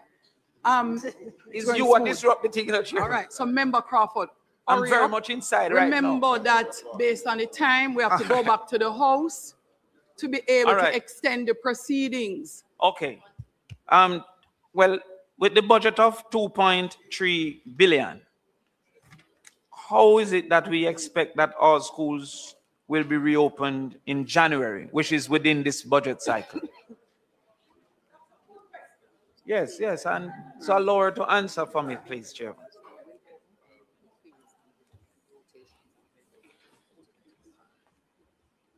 We getting the answer? No. So, member, recall that the assessment would tell the Ministry of Education which schools are severely damaged and needed to be repaired before children go back, which schools have damage but children could go back while the damage is being fixed, and which schools, what are the other schools. So they prioritize the schools, priority 1, priority 2, priority 3. And there'll be a number of different modalities happening at the school. So whether it be rotation, blended, remote, they will deploy all those different modalities based on, they'll be using tents in cases that would require that. So it depends on the context. Yes. Working with the regional director, working with the principals, parents, community. I must say the education ministry last year during Beryl, did a very good job of ensuring that learning continued even in a disaster. And here we are again in 2025, almost a replay of last year, but on a larger scale. They already have a policy in place for how you operate in disaster, and they have rolled that out and are doing everything they can to ensure that schools are repaired as quickly as possible, that our students come back into the learning environment as quickly as possible, and they're utilizing every methodology, every mode of learning at their disposal. Thank you, Minister. That's a wonderful and long answer. However, what is the reason that the allocation for Melissa, which is more extensive than Beryl, was less than the initial allocation for Beryl, which was 2.5 billion, and the initial allocation for Melissa is 2.3 billion after the initial of 600 million? So, member, this is for the remaining time for the fiscal year, which is 3 months. Come back to us again when we lay out the budget for the next fiscal year. Well, I will remind you that you intend to open in January, which is within this fiscal year. But let's go. What about the impact of the trauma on the children and the importance of psychosocial intervention? Has that been considered? So you have an intervention. We have, I think, as a committee, allowed, for the most part, people to ask wide-ranging questions that don't relate directly to budgetary items. I think the member just asked a direct budget question, especially where we are in the day. I would ask the members to stick to matters of budget. I know there are other issues that we want to ventilate. I'm saying that this is not the space for that ventilation. We also have another challenge, all members, Chairman, that we would have to suspend the Standing Finance Committee, go back to the House, because the standing orders require that in order to extend time to complete the matters for today's sitting, we would have to go to the House to seek an extension of time. Yes. So if we continue, we will have to break and come back. Well, so I'm asking members to just look back at their questions and work with the budget questions for now. Chairman, I'm working directly with the budget question. Page You're going 40, well, let's go. Page 41,004 has a line item 12836 called Guidance and Counseling Services. I asked for the importance of psychosocial interventions based on the trauma to children in schools. I think that is a reasonable question based on the budget. The answer was that it was very important. It led me, therefore, to ask, why is it that there was no increase in that line item? Isn't that a reasonable and within the lines of the budget? Why is there no increase in the guidance and counseling services? If you remember, Member Crawford, at the beginning, for the supplementary estimate, I read from the standing orders, and there is no increase, which means that there should have been no question. However, so you are really to speak to the increases. No, I'm telling you, you are really to speak to the increases. All right. So I am giving you the latitude, Member Crawford. Giving you the latitude. Yes, it's important, but to the point, you're really asking about the increased figures. But how much? Let's members, just please don't be loud. Minister of Health is going to assist with the response in that regard. The Ministry of Health. Yes. Madam Chair, just to support and respond that health is involved in a significant way in terms of collaboration with the Ministry of Education. We have a mental health cluster. We brought in experts from abroad, and we will be in the communities affected, providing psychosocial support, not just for children, but for adults. So the budget would not solely be reflected in the education budget. Thank you, Madam. I thank the Minister. Additionally, member, just to say that in the education system, there are 1,084 guidance counselors, 150 deans of discipline, 200 HFLE, health and family life educators, 170 nurses. We have access to private clinicians. The guidance team at the central ministry. You just heard the Minister of Health and Wellness talk about what can be provided by the Ministry of Health. At the Ministry of Labor and Social Security, there's help. There's Ministry of National Security and Peace. There's additional help in terms of social workers. We have a cadre of volunteers. We have donors from UNICEF and other entities to help us, the IDPs that would help us. All right. Before we move on, Chairman, may I remind the Minister that we have 440,000 children, and also one would assume that what existed prior to now was being fully utilized, and by extension, there should be a need for increase. I would ask the Minister of Health too, when he's at the chair, to indicate where's the budget for that intervention for psychosocial. Okay, as it relates to basic schools, with the vast majority of basic schools being private, what's the allocation for restructuring and improvements of basic schools that were affected?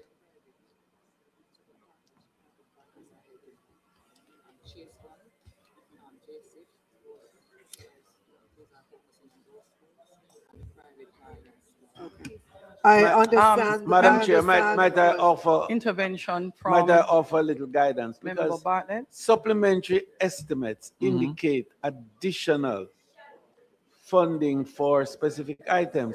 And what it presupposes is that there is already a budgetary allocation for these areas. And therefore, the questions should indeed, Madam Chair, be related to whatever additional amounts are being asked for approval, not to ask for substantial budgetary allocations where that would have been made already in the budget that was presented earlier this year. Well, so it's just to enable members to ask appropriate questions so that the minister can utilize her time more efficiently in giving responses. Madam Chairperson, there is indeed a line item sub-function 02 called pre-primary education. In that line item, I see no intervention for Hurricane Melissa in the same way that I see intervention in the primary and other items. So therefore, I am asking that the $134 million that has been indicated as a supplementary estimate increase, is that supposed to be used for the reconstruction and rehabilitation of the basic schools? And if not, why is that not there? So, member, the 134 million was provided to replace damaged furniture to these schools. And I want you to recall, member, that basic schools are private institutions that the government does help to support, and that the subsidy from government to those schools will continue. So, Madam Chairman, Minister, am I to accept, therefore, that there is no allocation for the reconstruction of basic schools impacted in the major damaged parishes?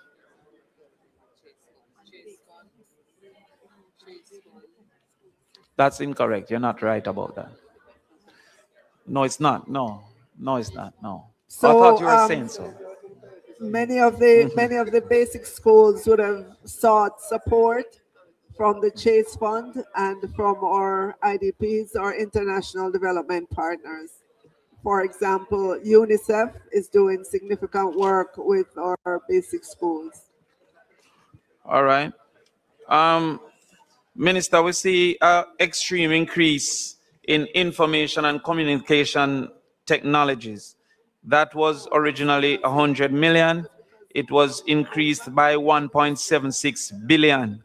What's the reason for that increase? Member, it's because that entity moved back into the Ministry of Education. Yes, it's because it moved back into the Ministry of Education. It was taken out, and now it's back. Yeah. Okay, thank you, Minister. Minister, as it relates to PATH beneficiaries, we're seeing where there is a reduction in PATH. What is the reason for a reduction in PATH at this particular point in time of $370 million? You want light, but then I want a food.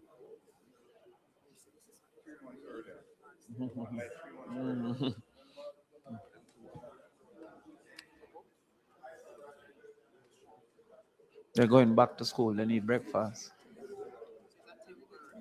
Okay.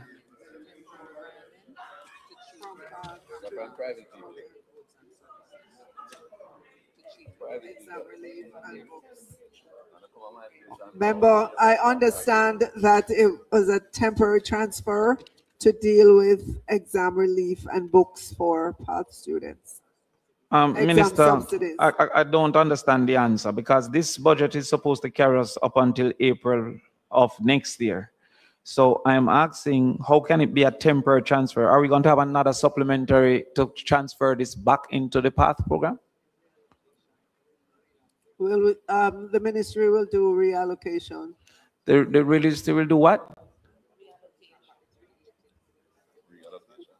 So, all right. So the ministry will do a reallocation back to PATH.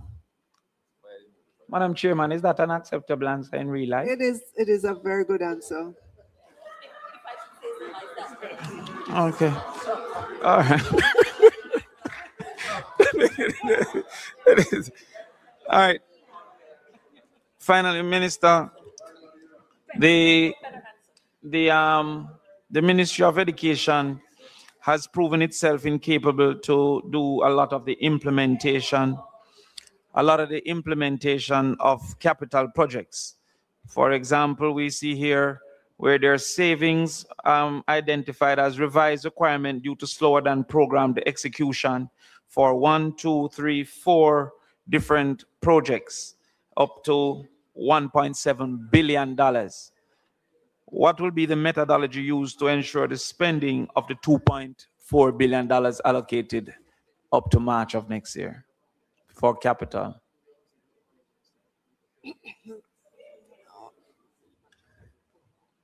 Okay, so the Ministry of Education has indicated that they are only using contractors who performed well based on their assessment from Beryl last year, and that you should see a ramping up of the performance over the remaining months of this fiscal year.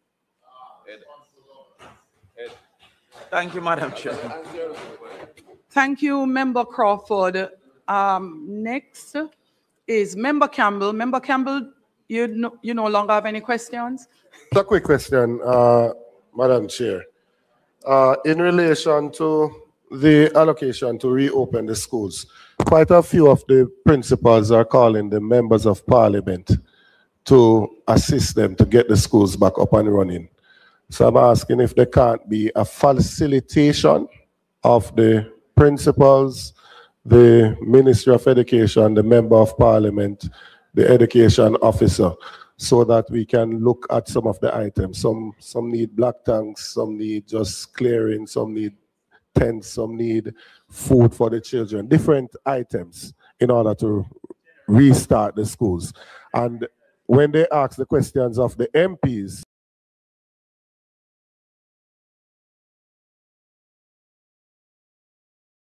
So, member, when principals ask MPs for assistance of the kind that you mentioned, it would be good for the MPs to be in touch with the regional, the regional head or the minister, because the central ministry would know exactly what is being provided and in what time frame. So you don't want to replicate the efforts. And I mean, as member of parliament, you can still give out things. I give out things. Last but not least, Member Malahoo Ford, please allow the member to ask her questions and be heard. Thank you, Madam Chairman. Madam Minister, all of the Government of Jamaica institutions in my St. James West Central constituency were damaged to greater or lesser extent as a result of the passage of Hurricane Melissa. These include the Montego Bay Community College, Sam Sharp Teachers College, Robert Morrison Technical High School, Ranville Primary School, Howard Cook Primary School located in Catherine Hall, the community that has been most severely impacted by the passage. Catherine Hall Primary in West Green, the next community, the top two communities most severely impacted, Bogue Hill Primary, Tower Hill Primary. Just want to know whether the additional sums being appropriated for repairs were informed by assessment of the damage done and what is required to restore the plants. Yes, member. I know that the Ministry of Education would have done a thorough assessment of all schools to understand what the magnitude of the damage is, and they have prioritized those schools based on the extent of the damage. Priority one, they know they need to fix those schools. 298 of them, they must be fixed before students go back. Priority two are schools that have been damaged but can operate while work is being done. And then priority three, minor damage, school will continue to operate and those fixes will happen. So they do have a method that they are rolling out. They've begun to roll out to ensure that the schools are fixed. And as we said earlier on, the estimate that the ministry has is about $15 billion to help to restore those schools, and of that, 5.6 billion would be earmarked for schools in St. James, Westmoreland, and Hanover. Members, as it relates to any questions specifically about individual constituencies and individual institutions, I would ask that we place those questions down for the research to be done and the information provided. and stick to the budget so that we do not have individuals within the committee quarreling that I can't get to ask my constituency question, but someone else is able to. Madam Clerk, just a follow-up is that may I just suggest that since an administrative period will lapse after the completion of the supplementary budget process, that the respective institutions be advised of a timeline when the funds will be made available, because members of parliament are coming under pressure, and it appears as if, I'm sorry?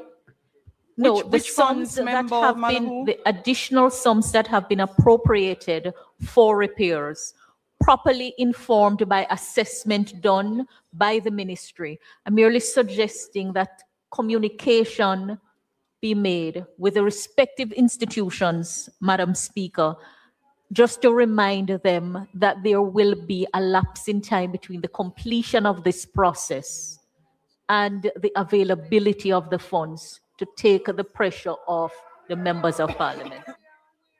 Member. You know, that's why that well, because I am aware that the central ministry and the regions have update meetings with the principals across the schools, and more such consultations will be done to keep all of them up to date on what is planned, what is happening, when contractors will be deployed, and so on. That is definitely going to happen, Minister. Member. Thank you very much, Minister. Minister, would you be so kind, just circulate it to us where replacement sheets for page 6 and page 12 of the amendments. They are very slight corrections. I'm not sure if you'd like to read them out. Members, these would replace those 2 sheets in the document of amendments.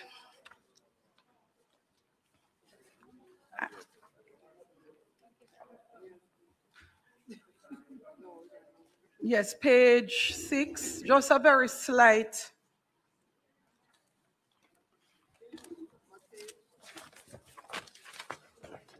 I'm wondering if they give it to her.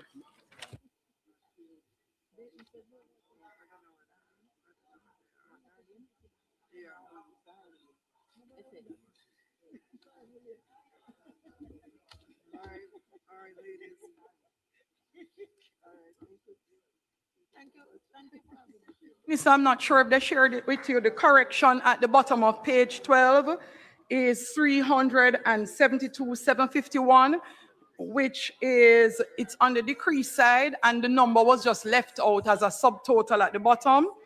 It has now been put in the revised document, and it has adjusted the revised provision by the same amount to 22,801,800. So this seems to be a calculation update as a result of a line item that wasn't added in the subtotal. That's page 12. And on page 6, Minister, the amount was slightly adjusted from 288,600 for contingencies to 288,292. And the attendant corrections made as a result also. So 2 slight changes. So those would be the 2 amendments, and I suspect no member has any questions in that regard. And so, Minister, you could proceed to closing and putting the amendment to the 3rd supplementary estimate for the vote. Thank you, Madam Chair. Madam Chair, the amendments to the 3rd supplementary estimates 2025-2026 are before us. I put the amendments. Those in favor? Those against, the ayes have it. I put the 3rd supplementary estimate 2025-2026 as amended. the Jamaica Public Body's second supplementary estimate of revenue and expenditure for the year ended March 2026 and the fiscal policy paper for the financial year 2025-2026 interim report. Those in favor? Those against? The ayes have it. The report of the Standing Finance Committee of the whole House of Representatives, consisting of all members of the House, on the third supplementary estimates 2025-2026 as amended, the Jamaica Public Body second supplementary estimates of revenue and expenditure for the year ended March 2026, and the fiscal policy paper for the financial year 2025-2026 interim report is before me. Is it the wish of the committee that I sign it? Those in favor? Those against? The ayes have it. Let me see. The committee now stands adjourned. We return to the House members.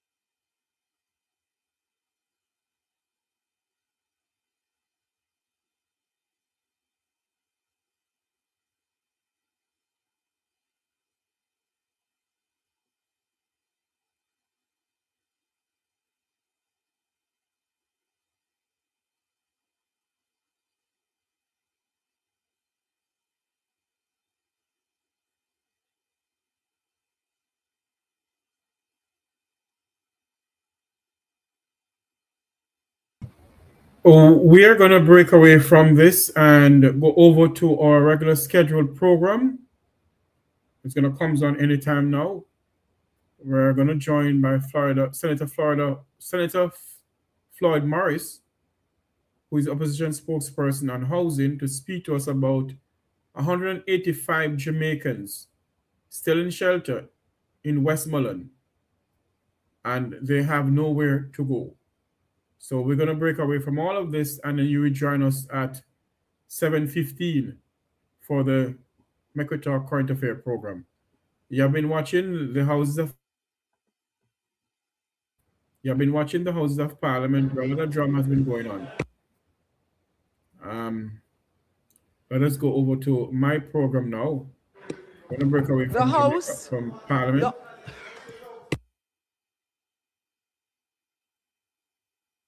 Members, we do have a long agenda. And when the House is noisy, we are having to pause and spend unnecessary time waiting for quiet. This honorable House now resumes its sitting. House Leader. Madam Speaker, I ask for the recommittal of the items, announcements, reports from committees, and notice of motions given orally.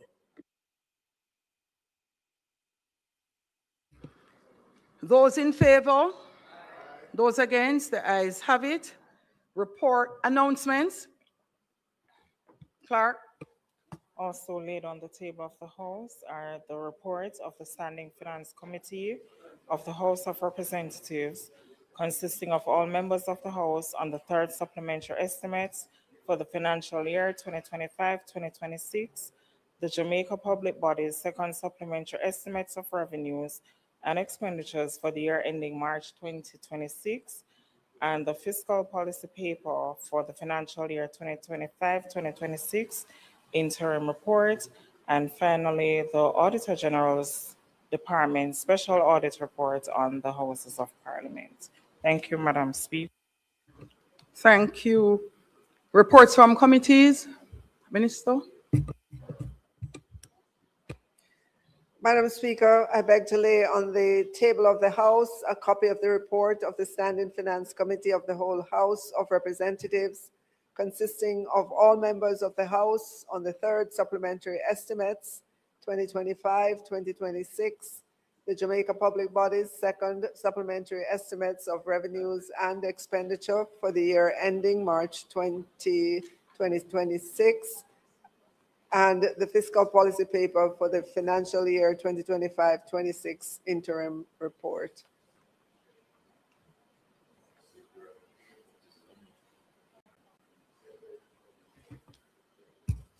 Public business? No, notice is a motion given orally, sorry.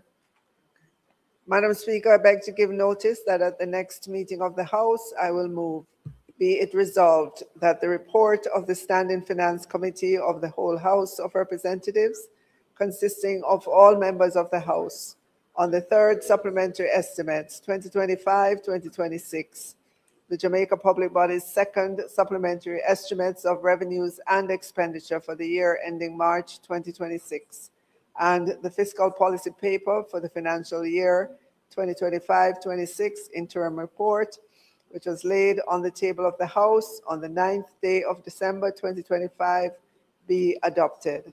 Madam Speaker, I further beg to give notice that at a later stage today, I will move for the suspension of the standing orders to enable me to take this motion. Public business, Minister of Finance. Madam Speaker, I now move for the suspension of the standing orders to enable me to take the motion, notice of which I gave earlier. Question is that the standing orders be suspended so that the minister may take the motion notice of which he gave earlier. Those in favor? Those against? The ayes have it. Minister.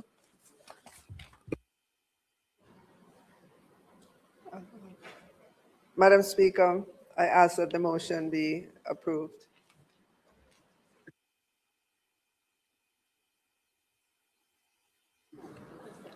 The question is that the motion be approved.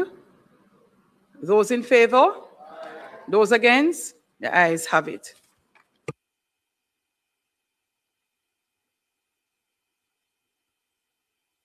Madam Speaker, I thank the members of the House. I know we have gone through a marathon session to have our third supplemental pass, but they're now been passed, and I commend the Minister of Finance for marshalling the process. We will now go to the Minister of Justice to close his debate on the We will now go to the Minister of Justice to close the debate on the Expungement Act.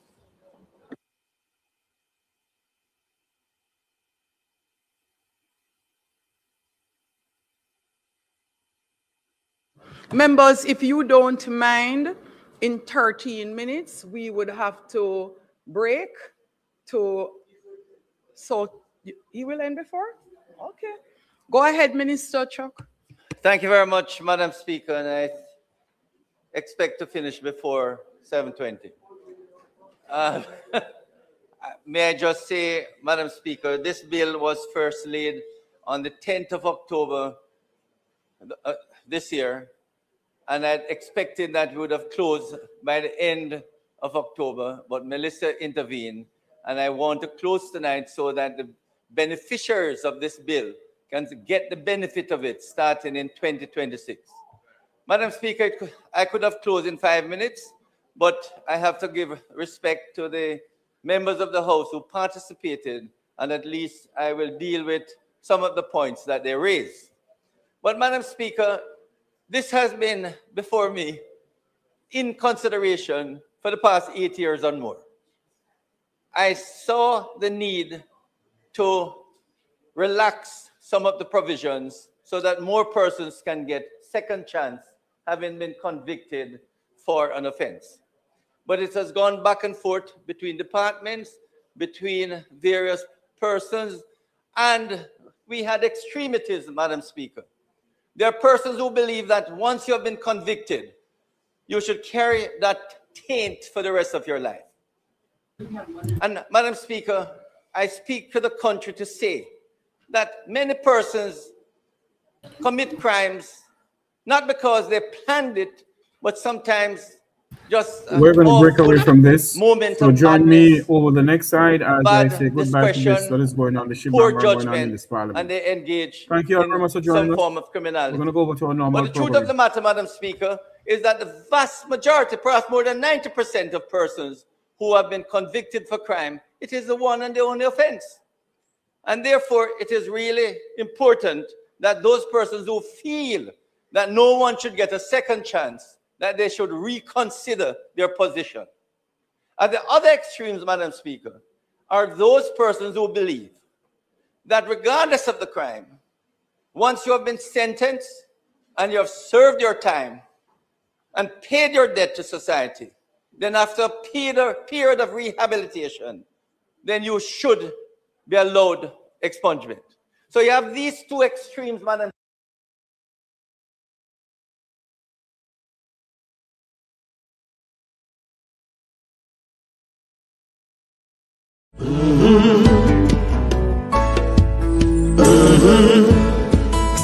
When the game gets rough and this life just seems so tough, make we talk, my people, make we talk.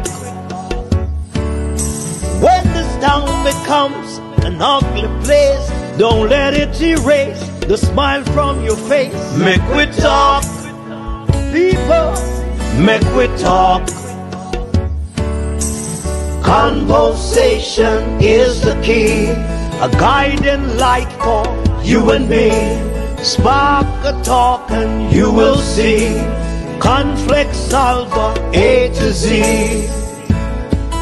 World leaders master the art of self-defense just by talk.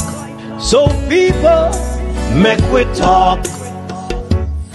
Hey, we're living in a world that on ourselves we must depend. Make we talk.